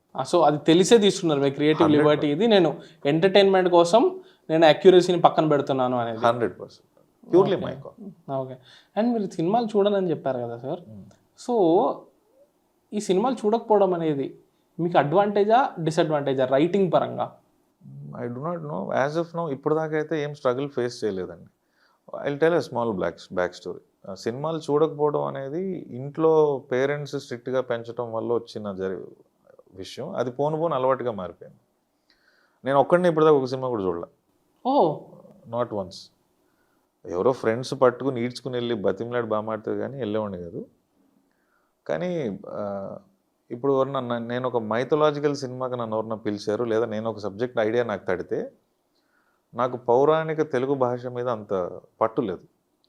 అప్పుడు డెఫినెట్గా పౌరాణికం నేర్చుకోవడానికో ఒక టీచర్ని పెట్టి నేర్చుకోవడానికి కానీ, లేదా అలాంటి సినిమాలు చూడటం కానీ is fair for me as a practice. కాకుండా ఏదో ఒక కథ పుట్టడానికో ఐడియా పుట్టడానికో సినిమాలు చూడటం అనేది సమ్వేర్ నాకు సాటిస్ఫాక్షన్ ఇవ్వట్లేదు. బికాస్ బై నేచర్ మనం ఒక సినిమా చూసినప్పుడు మనకి ఎంతో కొంత ఇన్ఫ్లుయెన్స్ వచ్చేస్తుంది. You will be interactive. Creative బ్రెయిన్గా ఉన్నప్పుడు అక్కడ చేస్తున్న క్యారెక్టర్ బిహేవియర్ ఓకే ఇదిలా కూడా పడిపోద్దాం ఈ పంచ్ అని మనం you ten to talk to the screen. Somewhere నాకు అది సాటిస్ఫాక్షన్ ఇవ్వదు. అండ్ అక్కడి నుంచి ఐడియా రావడం ఏంటి, మనం ఒకటి క్రియేట్ చేయగలి కదా is the struggle I go through, is the introspection I do. Debate మామూలుగానే అంటే అఫ్కోర్స్ నేనేదో బ్రహ్మకింద సృష్టించేస్తానని నేను అనుకోను. వెరీ ఆనెస్ట్గా నిజాయితీగా చెప్పేది ఏంటంటే ఆల్రెడీ మనం పెరిగిన వాతావరణము, మన ఫ్రెండ్స్, మన స్కూల్లో క్యారెక్టర్సు, టీచర్సు, ఒక ట్రైన్లో జర్నీ చేస్తే మన కో ప్యాసింజర్సు, న్యూస్ పేపర్ తీస్తే చదివే ఆర్టికల్, ఇవేమీ చేయకపోయినా ఎవరో ఒకడు వచ్చి మనకు మోసే వార్తలు, మనం ఏదన్నా ఒక ట్రావెల్లోనో రోడ్ మీద ఉన్నప్పుడు ఆఫీస్ బయట జరిగే విషయాల నుంచే కథ పుడుతుంది. ఒక్కొక్కసారి ఒక చిన్న ఇన్సిడెంట్ అది కథగా మారిపోతుంది. అవే ఆల్రెడీ ఇన్ఫ్లుయెన్స్, మళ్ళీ ఇది చూసి ఫర్దర్ ఇన్ఫ్లుయెన్స్ ఎందుకు? When your resources are out, if let's say నాకు I'm out of resources, let's say for example Prashanth sir ఒక సిచ్యువేషన్ అంటే ఎనీ డైరెక్టర్ ఒక సిచ్యువేషన్ ఇచ్చారు, లేదా డైరెక్టర్గా నాకే ఒక పాయింట్ అనిపించి if I'm not able to generate an idea, ఈ క్యారెక్టరు ఇలాంటి డైలాగ్ మాట్లాడాలి అని నాకు ఐడియా రానప్పుడు, లేదా నేను ఈ డైలాగ్ ఇలా మాట్లాడితే బాగుండు అని నేను కొత్తగా చెప్పలేనప్పుడు, దెన్ ఎస్ ఐ థింక్ పని చేయట్లేదు. You need some more data, some more information. అప్పుడు ఈజ్ వాచింగ్ ఈజ్ ఫైన్. అది సమో నాకు చిన్న ఛాలెంజ్ కింద అనిపిస్తుంది అండి. అలవాటు లేకపోవడము ప్లస్ ఇది కూడా. సో నాకు ఎవరైనా రెఫరెన్స్ మాడితే నాకు ముందు కోపం వచ్చేస్తుంది. ముందు నన్ను టెస్ట్ చేయండి, ఒక సిచ్యువేషన్ చెప్పి నన్ను రాయనివ్వండి, అటెంప్ట్ చేయనివ్వండి. ఒక 20-30 ఆప్షన్లు వేసుకుని వస్తాను, నచ్చలేదు. ఇంకొక 10-15 ఆప్షన్లు వేసుకొని వస్తాను, నచ్చలేదు. ఇంకొక లాస్ట్ ట్రై చేసి మన రిసోర్సెస్ అంతా లేవురా, ఇంక నీకు ఐడియా లేవు అనుకున్నప్పుడు then you tell me about a reference. అదిగో అబ్బాయి నీకు నేను చెప్పేది నీకు రీచ్ కావట్లేదు, ఇది ఇలా నేను చూస్తున్నాను అన్నప్పుడు ఆ రెఫరెన్స్ చూస్తే ఓహో అనుకునేంత వరకు నాకు చూడాలని నచ్చదండి. బట్ సందీప్ గారు సినిమా ఇండస్ట్రీ నడిచేది రెఫరెన్స్ల మీద కదా. నేను చూశాను, I had a lot of arguments also. కానీ కొంతమంది రెఫరెన్స్ లేకుండా మాట్లాడే వాళ్ళు కూడా ఉన్నారండి. నన్ను అడిగితే నాకెందుకు ఆ డిస్కషన్ నచ్చదు. రెఫరెన్స్ ఎప్పుడు మాట్లాడాలంటే ఒకరు చెప్తుంది నాకు రీచ్ కానప్పుడు, కమ్యూనికేషన్ కోసం. ఇప్పుడు మీరు ఒక పాయింట్ ఏ అన్నారు, నేను ఎక్కడో బి దగ్గర ఉన్నాను, మీరు ఆ బీని ఇక్కడ ఏ దాకా తీసుకొచ్చేయడానికో లేదా ఏబీ కలిసి ఒక కామన్ పాయింట్ సికి వెళ్ళేంత వరకు రెఫరెన్స్ అక్కర్లేదు. ఒకవేళ ఏ చెప్తే నేను ఎక్కడో ఉన్నాను అనుకోండి, అక్కడ నుంచి కదలట్లేదు, then bring me closer to your thought, your idea, then you talk to me about reference, then I can take it. కానీ I'm not exaggerating, 80% of the discussions I have been into prior to Prashanth sir starts from reference. Starting with reference అంటే అర్థమైంది. ఇప్పుడు నాకు KGF లాంటి visual ఒకటి explain చేయాలి, కాదు ఇట్లా కాదు నాకు కొంచెం muted colours, grey colours, KGF లాగా ఉండాలి అని చెప్పడం వేరే, కేజీఎఫ్ లాగా విజువల్ మనం తీయాలి అనుకోవడం వేరే. అవును, డైరెక్ట్గా మనకి సీనే చెప్పేస్తారు. ఆ సినిమాలో ఈ సీన్ లాగా ఈ సీన్ కావాలి, ఈ సినిమాలో ఆ పాటలాగా ఈ పాట కావాలి. సో నాకు అదృష్టం చూడండి, ఇప్పుడు విజయ్ బుల్గానిన్ గారు నాకు ఈ సినిమాకి జనక అయితే మ్యూజిక్ చేశారు. ఆయన కథ చెప్పాను, చెప్పిన తర్వాత బాగుంది జీ చేద్దాం, ఆయన జీ అంటుంటారు అందరు, బాగుంది జీ చేసేద్దాం. తర్వాత ఒక 5 నిమిషాలు కాఫీ టీ అయిన తర్వాత మెల్లగా నేను మొమాట పడుతున్నా, ఆయన నాకు చాలా మొమాట ఉంది. సో ఆయన మొమాట పడుతుంది, ఆయన ఇంకా మొమాటలో మెల్లగా సార్ నేను సిచ్యువేషన్స్ మాత్రమే చెప్తానండి, రెఫరెన్స్లు నాకు ఇష్టం ఉండదు అన్నాను. వద్దు సార్ అన్నాడు ఆయన. అమ్మ వీఆర్ వర్కింగ్. అది బౌండ్ చేసేయడం అండి, అది గుర్రానికి ఇలా కట్టేయడం అంటారు కదా, నాకు ఇది కావాలంటే ఇక్కడే ఆగిపోతాం. అది పాత రోజులలో అలా ఉండేది కాదని విన్నాను. ఒకరు ఒక ట్యూన్ బికాజ్ ఇప్పుడు ఒక రైటర్కి ఎందుకు పే చేస్తారంటే రెఫరెన్స్లు ఇచ్చి నువ్వు అది రాసుకురమ్మంటానికి పే చేయరు. వాడికి కట్ చెప్పినప్పుడు వాడు అర్థం చేసుకుని డైలాగ్స్ రాసుకుని రావాలి. ఒక మ్యూజిక్ డైరెక్టర్కి ఎందుకు డబ్బులు ఇస్తారంటే మనం ఒక సిచ్యువేషన్ చెప్పినప్పుడు సీన్ని ఎక్స్ప్లెయిన్ చేసినప్పుడు దానికి తగినట్టుగా ఆయన ట్యూన్ చేసుకుని మనకు ఒక 10 ఆప్షన్లు ఇస్తే అందులో మనం ఒక ఆప్షన్ సెలెక్ట్ చేసుకోగలిగాం. అలా కాకుండా నేను డైరెక్ట్గా నేనే ఆయనకి మ్యూజిక్ ఇచ్చానంటే ఇంక అంత టెక్నీషియన్ వర్క్ మనకి వేస్ట్ అయిపోతుంది కదా. ఇప్పుడు అదే కదా ప్రాబ్లమ్.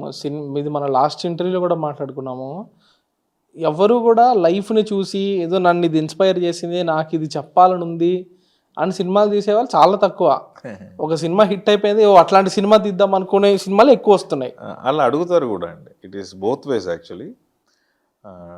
డైరెక్టర్స్ అలా అనుకుంటారు, ఒక్కొక్కసారి యాక్టర్స్ కూడా ఫర్ ద ఇన్ఫ్లుయెన్స్ ఆ ఫిలిం మేక్స్. ఇప్పుడు కేజీఎఫ్ లాంటి సినిమా వచ్చిన తర్వాత ఆ టోనాలిటీకి ఇన్ఫ్లుయెన్స్ అయిన వాళ్ళు ఉన్నారు. We have seen a lot of films coming. ఆ క్యారెక్టర్కి ఇన్ఫ్లుయెన్స్ అయిన వాళ్ళు ఉన్నారు. విజువల్స్ కానివ్వండి, డైలాగ్స్ కానివ్వండి, షార్ట్స్ కానివ్వండి. Cinema makes a huge impact. Specifically already into films. నాకు అలాంటి కాస్ట్యూమ్ కావాలి, అలాంటి స్టైలింగ్ కావాలి, అలాంటి షార్ట్ కావాలి, అలాంటి కలర్ కావాలి, అలాంటి గ్రేడింగ్ కావాలి, విఎఫ్ఎక్స్ కూడా అలాంటి షార్ట్సే కావాలి. So at times we get those inputs from actors, we get those inputs from producers. వాళ్ళు ఎవరు చెప్పకపోయినా మనకే ఒక స్ట్రాంగ్ ఫిలిం ఇన్ఫ్లుయెన్స్లో ఉన్నప్పుడు పెన్ను తెలియకుండా కేజీఎఫ్ రాసేస్తుంటుంది. అండ్ ఆల్సో రెఫరెన్స్ ఉంటే ఈజీ అయిపోద్ది కదా సెల్ చేయడము, ఒక సినిమాని పిచ్ చేయడం కూడా.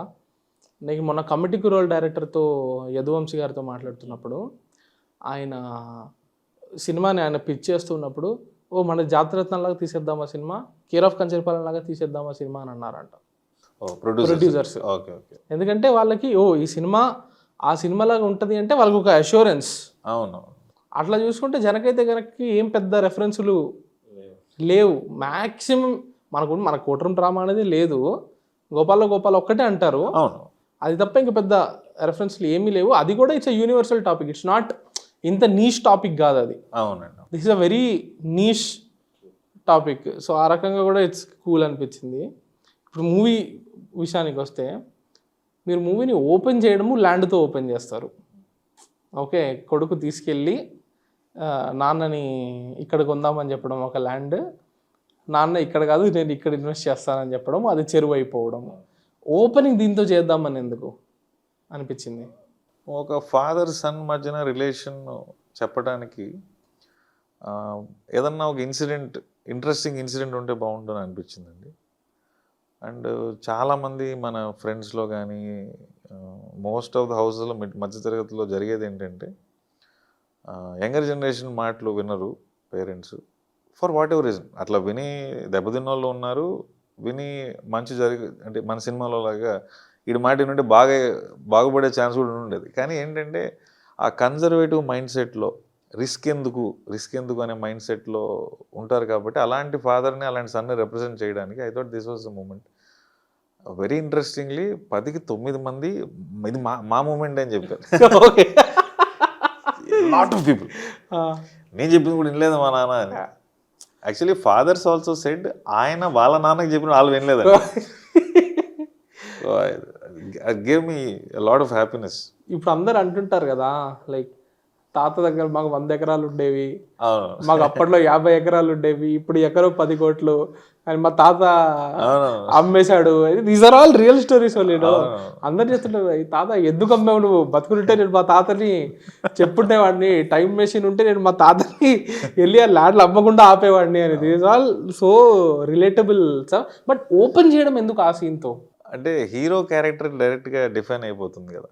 అసలు వీడి బాధ ఏంటంటే, వీడి క్యారెక్టర్ పరంగా ఏమనుకున్నాము, వీడు బెస్ట్ ఇవ్వాలనుకుంటున్నాడు. అది వైఫ్కి కావచ్చు, ఫ్యామిలీకి కావచ్చు, పిల్లలకి కావచ్చు.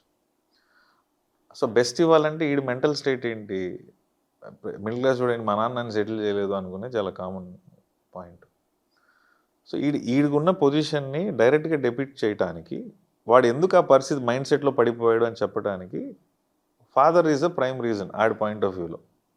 ఎందుకని నేను ఒక బంగారమైన లొకేషన్ ఒకటి చెప్తే నువ్వు అది కాదని ఇంకోటి చేసినందువల్ల నేను ఒక దిక్కుమాలిన ఉద్యోగం చేసుకుంటూ నేను అనుకున్న విషయాలు అయితే చేయలేకపోతున్నాను అనేది చాలా చాలా ఆన్సర్స్ ఒక్క సీన్లో సెట్ అయిపోతుంది. ఆడి క్యారెక్టర్ అర్థమైపోతుంది. కాకుండా ఆడి ఫ్రెండ్స్ని ఇంట్రడ్యూస్ చేయడానికి కూడా ఒక సింగిల్ పాయింట్లో దొరికేస్తుంది అనేది కుదిరిందండి. ఓకే, ఇక్కడ ఒక డిబేటబుల్ పాయింట్ ఉందన్నమాట. ఇది నేను నా ఫ్రెండ్ సినిమా చూసేసి ఇంటికి వెళ్తూ ఇది మాట్లాడుకున్నాం. సరే నాన్న వీడిని లైఫ్ సెటిల్ చేయలేదు, వీడెందుకు కష్టపడి ఏ ఐఐటీకో ఏ పెద్ద జాబ్ వీడెందుకు తెచ్చుకోలేదు, ఎందుకు నాన్ననే నన్ను సెటిల్ చేయలేదు, మా నాన్న వల్లనే నా లైఫ్ ఇట్లా ఉంది అని ఎందుకు అనుకోవడము అవును అని నాకు అనిపించింది. ఇది రైటింగ్లో డిబేట్ వస్తుంది. దానికి ఏంటి మీ రెస్పాన్స్?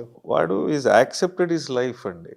ఇప్పుడు మీకు when you're already leading a restricted life from beginning, మీరు ఒక ఐఐటీని ఆస్పైర్ చేయాలంటే దానికి తగిన కోచింగ్ సెంటర్ని అఫోర్డ్ చేయాలి, దానికి తగ్గ ఎడ్యుకేషన్ ఎక్స్పోజర్ ఉండాలి. So that foundation comes from your school. మీరు ఏ స్కూల్లో చదువుతారో, ఎలాంటి ఫ్రెండ్స్తో మీరు తిరుగుతారో, that has an influence of where will you go. Not in 100% cases, కానీ it has a very strong impact. ఇప్పుడు నేను ఎంత ఎఫర్ట్ చేయగలుగుతానో, నేను ఎలాంటి ఎక్స్పోజర్లో నేను పెరుగుతానో, నాకు దానికి తగిన లైఫే వస్తుంది కదా. కాకుండా ఒక common middle class son mentality ఎప్పుడు క్యాజువల్గా ఏమనిపిస్తుంది, హే మా నాన్న సంపాదించేసి ఉంటే మీరు ఇందాక అన్నట్టు. అట్ ద సేమ్ టైం వాడు చేస్తున్న జాబ్లో నేను ఇంట్లోనే కూర్చుంటాను, ఉద్యోగం చేయనండి అనుకుంటే తప్పు. Is accepted it for a fact. మీరు 20 ఏళ్ళు 25 ఏళ్ళు వయసు వచ్చిన తర్వాత మీకు అర్థమైపోతుంది కదా, do I become a CEO, do I become a Tata, or do I become an employee in a Tata company. బంగ్లా కొనాలా, 3 BHK కొనాలా, 1 BHK అని అర్థమైపోద్ది. So that's a basic understanding. That's a very depicting very common man's mentality. Fathers కూడా అంతే. ఇప్పుడు నేను settle చేయలేదు మా నాన్న తిట్టుకుంటే మా నాన్న వాళ్ళ నాన్న తిట్టుకుంటుంటాడేమో. But they worked hard. This guy also he's worked hard. అయితే లోపల డీప్ డౌన్ ఆ చిన్న పెయిన్ ఉంది వాడికి, నేను బెస్ట్ ఇవ్వలేను కాబట్టి నాకు పిల్లలు వద్దు. ఎందుకంటే అనగలిగాడు. ఎందుకు అంటే నాకు వచ్చే అర్నింగ్ ఎంత, నేను చేసే ఉద్యోగం ఎంత, నాకన్నా ఎడ్యుకేషన్ క్వాలిఫికేషన్ ఎంత, నా ఎక్స్పోజర్ ఎంత, దానికి ఒక స్ట్రెస్ బస్టర్ లాగా వాడు. ఇప్పుడు మనం కూడా ఇళ్లలో, నేను సరదాగా ఎప్పుడు ఫ్రెండ్స్, మా నాన్న నిజంగా మాదాపూర్లో ఒక ఎకరా కొని ఉంటే కనపడి కొట్టుకుంటూ వెళ్ళి రోడ్డు మీద అనేవాడు ఊరినే సరదాగా. But that doesn't stop me from working hard, that doesn't stop me from trying hard for opportunities. అవన్నీ మామూలే. ఇది ఒక స్ట్రెస్ బస్టర్ లాంటిది అంతే. నాన్నలా చేసేయడానికి నేను ఇది మాట్లాడను అవేం లేవు కదండి. అండ్ నాన్న బయటికి రా అని చెప్పి తీసుకెళ్ళి లైట్ అయ్యి రాంటి ఆ గేటెడ్ కమ్యూనిటీ, ఆ సీన్లు కూడా లైక్ హిలేరియస్ అనిపించినాయి అవి. అదొకటి. అండ్ లాస్ట్లో దానికి పే ఆఫ్ కూడా ఉంటుంది కదా. I love round offs. ఒక క్యారెక్టర్ టేక్ ఆఫ్ చేసిన తర్వాత తగిన రౌండ్ ఆఫ్ ఇవ్వాలి. Is the writing I love. Small things actually చాలా మంచి ఫీలింగ్ ఇస్తాయి. ఇప్పుడు సలార్ అనే సినిమా ఎగ్జాంపుల్ తీసుకుంటే, బిగ్ ఫిల్మ్, మీరు అన్నట్టు స్మాల్ మూమెంట్స్ చాలా ఉన్నాయి. అంటే అబ్జర్వ్ చేశారో తెలియదు. కాటేరమ్మ ఫైట్ ఒక మ్యాజికల్ మూమెంట్ థియేటర్లో. అక్కడ ఒక అమ్మాయిని లోపలికి తీసుకెళ్ళినప్పుడు లేడీస్ అక్కడున్న విలన్ క్యారెక్టర్ని 2 నిమిషాలు బావా దొరసంలా తయారు చేస్తూ ఉంటారు. యాక్షన్ బ్లాక్ అయిపోయిన టైం తర్వాత మళ్ళీ ప్రభాస్ గారు చెప్తారు 2 నిమిషాలు దొరలా తయారు చేస్తారు. థియేటర్ పేలింది ఆ సీన్. What round of. ఆ డమరుకం సౌండ్కి భయపడతారు అందరూ. ఆ డమరుకం సౌండ్ వినగానే లేడీస్ అందరూ వాళ్ళ హట్స్లోకి వెళ్ళిపోతారు. అదే సౌండ్కి వాళ్ళకి భయం వేస్తుంది. లాస్ట్ షాట్లో ఒక పాప తీసుకుని అంటది.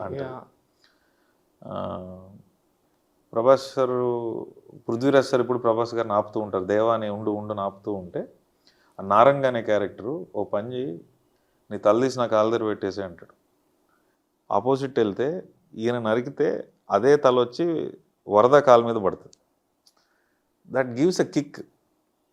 సో మనము ఇందాక మీరు అడిగినట్టు మైండ్ సెట్ జనక అయితే కనుకకి వస్తే, వీడేంటి వీడు మైండ్ సెట్, వీళ్ళ నాన్న ఇలా చేస్తుంటే వాళ్ళ నాన్న ఏం దానికి రిటాలియేట్ అవ్వట్లేదు, వీడేమో వీళ్ళ నాన్న ఎక్కేస్తున్నాడు ఎప్పటికప్పుడు అనుకున్న వాళ్ళకి, I also wanted to tell a father side of the story. నాన్నేం వీడి మాట వినకూడదని చేయరు కదా. ఎనీ ఇంట్లో పేరెంట్ కొడుకుని సెటిల్ చేయకూడదని ఎవరు అనుకుంటారు. So I brought a round off there. చాలా రౌండ్ ఆఫ్స్ ఉంటాయి సినిమాల్లో. నేను చేయబోయే సినిమాల్లో కూడా చిన్న సినిమాలు మూమెంట్స్ని I would want to touch there, also tell that side of the story and close track. ఒక 2 క్యారెక్టర్లు 3 క్యారెక్టర్ల మధ్యన అది మళ్ళీ క్లోజ్ చేయాలి. యాక్చువల్గా ఎడిట్లో ఇంకోటి లేచిపోయింది. I wanted to come back to the gated community and close the scene. Was అంతా అయిపోయిన తర్వాత గేటెడ్ కమ్యూనిటీలోనే మళ్ళీ wide shot where we started the film. End shot కూడా అదే. షార్ట్ ద షాట్ బట్ సినిమాలో లేదు. సో అక్కడికే వచ్చి వాడు మళ్ళీ ఒక గ్లాస్ సిప్ చేసి ఆ ఒక్క డెసిషన్ నా పిల్లల జీవితం మార్చేసింది అంటాడు. సరే మరి నీ లైఫ్ ఏంటి అంటాడు. మా నాన్న ఉన్నాడని మళ్ళీ ఎత్తుతాడు. ఇది కోర్టులో ఫైట్ చేసి వాళ్ళ పిల్లల్ని సెటిల్ చేయగలరు, బట్ ఈ లైఫ్ సెటిల్ కాలేదు కదా. అందులో కూడా వాడి క్యారెక్టర్ ఆనెస్టీ, వాడు డబ్బులు వచ్చినాయి కదా అని చెప్పి ఈడేమి కమ్యూనిటీలో ఫ్లాట్ కొనుక్కోవట్లే, పిల్లలకి బెస్ట్ ఇద్దాం అనుకున్నాడు, సాధించుకున్నాడు. వీడి లైఫ్ ఎలా ఉంది అలాగే ఉంది. So that was the end shot of the film, but it's not there in edit though. That was the round of actually. No, but the ending is still hilarious. True, of course. Like అది ఎందుకు అంటే in a way it is tragic only, no. అవును. అది అప్పుడు మనం చూసినప్పుడు అమ్మ ఇడికి దూలు తీరిపోయిందిరా అని మనం నవ్వినా కూడా in a way he's fund. Because వాడు ఏదైతే అనుకున్నాడో అది జరగలే. దేర్ ఆర్ 2 back-to-back షాక్స్ కదా. ఒకటే కవలలు, ఇంకోటి అదర్ థింగ్ ఇది వద్దాము. But from a writing perspective ఇది అడిగేస్తాను నేను, ఎందుకు ఫైనల్ జడ్జ్మెంట్ ఇచ్చే కోర్టు ఇది చూపించలేదు? There is no point. Anyway, you know the bias which side it is. మహా అయితే ఏమవుతుంది, ఒక జడ్జు ఈ జడ్జిమెంట్ ఇస్తున్నాను అని చెప్తారు, దానికి సీన్ వేస్ట్ కదా. మరి దానికి ముందు సీన్లోనే కంప్లీట్ అన్న చేసి ఉండొచ్చు కదా. ఇట్ ఫెల్ట్ అంటే ఒక డైరెక్టర్ ఒకడు వచ్చి చెక్ ఇచ్చి మీరు కేసు గెలిచేశారు అని చెప్పడం, ఒకడు కంపెనీ వాడే అతను, అదే అతనే అది అట్లా వచ్చి ఒక డైలాగ్ లో చెప్పేసేయడము నాకు ఎందుకో రష్డ్ గా చుట్టేసినట్టు అనిపించింది. నో సార్, యాక్చువల్గా ఏమవుతుంది, ఇంత కేసు జరిగిన తర్వాత కొన్ని ట్రాక్స్ చూడండి సినిమాలో, right from the first hearing there is a society impact. మీడియాలో చెప్తున్నారు ఇలా, ఒకడికి ఫస్ట్ కామెడీగా స్టార్ట్ అయింది, రియాక్షన్ కూడా ఊరికే అమ్మాయిలు దొరకడమే కష్టంగా ఉంది, నువ్వు కేసులు ఏంటి అంటాడు ఒకడు. పెద్ద ఓల్డర్ జనరేషన్ ఏమో ఈ జనరేషన్ ఇంతేనండి అని బ్లేమ్ చేస్తారు. సో అలా రియాక్షన్స్ వస్తూ వస్తూ వస్తూ పేరెంట్స్ కూడా కనెక్ట్ అవుతున్నారు. వీడు పబ్లిసిటీ కోసం చేస్తున్నాడా, డబ్బుల కోసం చేస్తున్నాడా అనే జోన్లో మొదలైన case towards the end if you see parents అందరూ ధర్నాకి దిగటం. అంటే పిల్లలు పుట్టబోయే వాళ్ళు ఉన్న వాళ్ళందరూ హాస్పిటల్ మీదకి, పుట్టిన పిల్లల స్కూల్స్ మీద కాలేజ్ మీదకి ధర్నాకి వెళ్తున్నారు అని చెప్పి, which was the impact. For every hearing there is a side effect. So final హియరింగ్కి ఒక సైడ్ ఎఫెక్ట్ ఉంది. So I said to cumulate all the discussions of the hearing 48 hours judgement ఇస్తామని చెప్పి, ఆ 48 hours ఏం జరిగిందా అంటే పేరెంట్స్ అందరూ ఇలా చేశారు, యంగ్స్టర్స్ అందరూ మా రోజుల్లో ఇంత ఫీజులు ఇప్పుడు ఎందుకు జరుగుతుందనే సోషల్ ఇంపాక్ట్ చూపించుకుంటూ ఒక టైం తీసుకుని, ultimately the bias of the case you clearly know that this side it is hero side వచ్చేస్తుందని తెలిసిన point. At the max judgement చదివే షార్ట్ పెట్టాలి, దాని బదులు ఇంపాక్ట్ పెట్టాం. ఈ కేసుకుని ఇంపాక్ట్ పెట్టి అవుట్కమ్ ఆఫ్ ద కేసు ఏంటి, వీడు అనుకున్న ₹1 తీసుకురావాలి. సో అదే కంపెనీ పర్సన్నే తీసుకొచ్చి మీరు గెలిచారు సార్ అనే పాయింట్ తీసుకొచ్చాం. వాట్ ఐ వాంటెడ్ వాజ్, ఈడు కేసు ఎందుకు వేసాడు, వీళ్ళ వైఫ్ కన్సీవ్ అయినందుకు కేసు వేసాడు.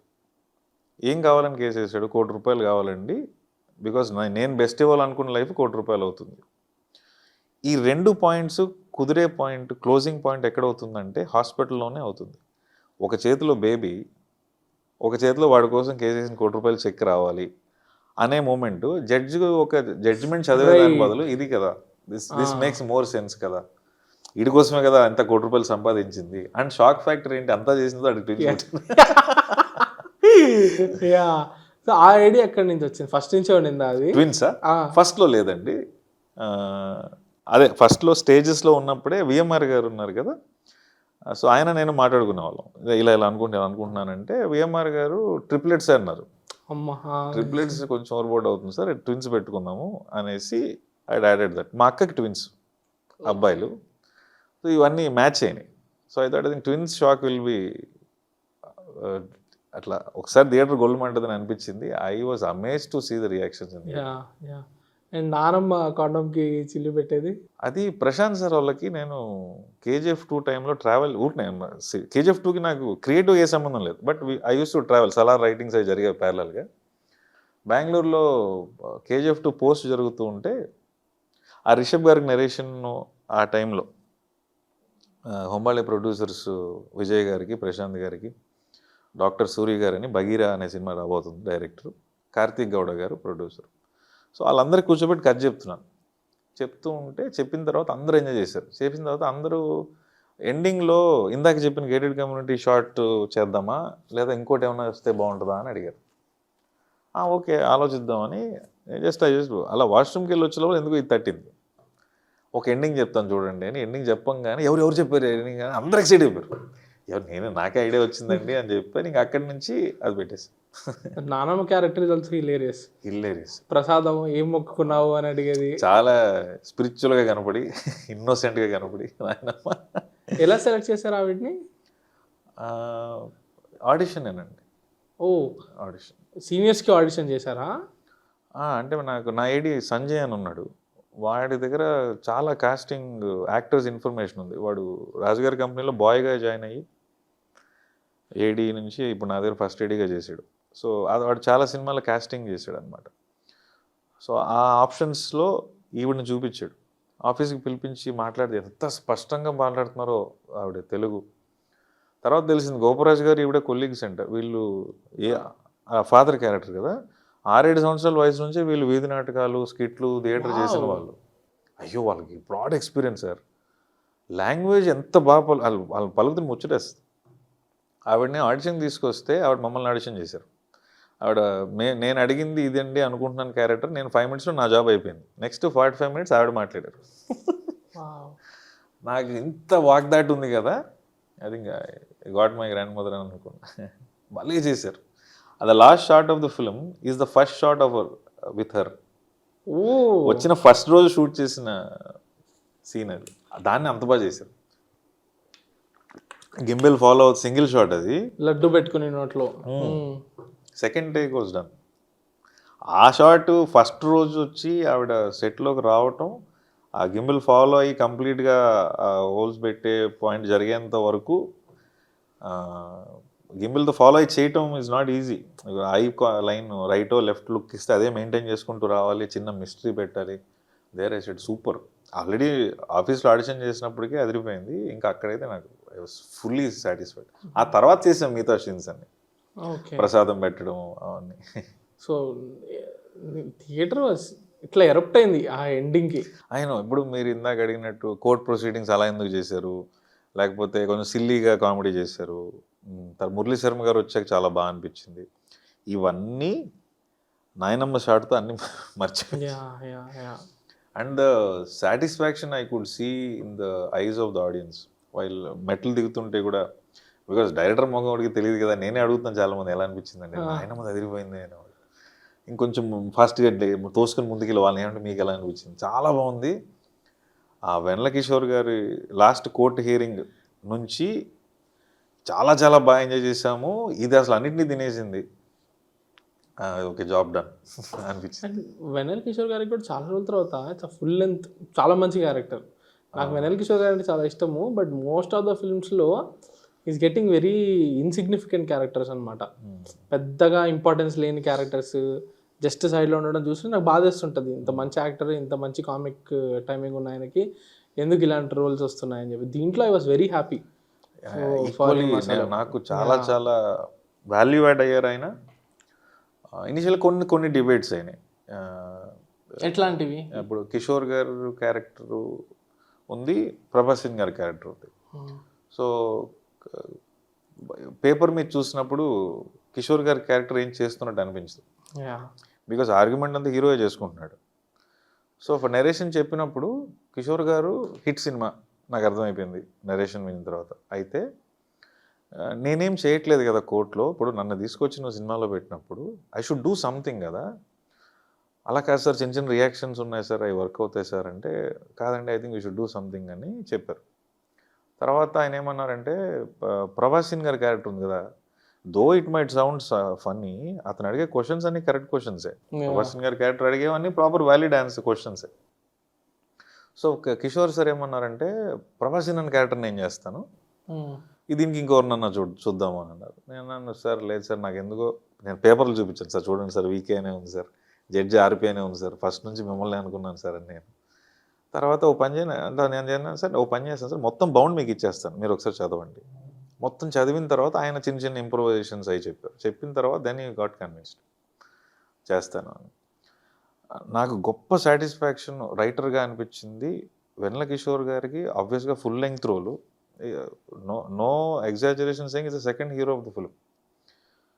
అనిపించింది ఏంటంటే, కమెడియన్ అనే దృష్టిలో నేను ఏ రోజు చూడలేదు ఆయన్ని. గొప్ప గొప్ప లైన్స్ కుదిరినాయి కిషోర్ గారికి ఆడాళ్ళు ఇక్కడ మోస్తారు, మనం ఇక్కడ మోస్తాం was a very deep line. Next ఎక్కడన్నా సంపాదన కోట్లలో ఉండాలండి, చదువు కోట్లలో ఉండడం అంటే ఈజ్ ఎ లైన్. జనరల్లో ఒక హీరో చెప్పాలి, కానీ అంత గొప్పగా ఆయన ఫన్ సైడ్ ఎంత గొప్పగా ఆయన వర్కౌట్ అయ్యారో అంత డీప్ లైన్స్లో కూడా ఆయన అంతే workout. I could hear whistles for both the lines. ఫన్కి ఆబ్వియస్గా క్లాప్స్ పడ్డాయి, విజిల్స్ చేశారు, ఎంజాయ్ చేశారు, కానీ ఇలాంటి లైన్స్ వెన్నెల కిషోర్ గారు చెప్తూ ఉంటే I was very very happy.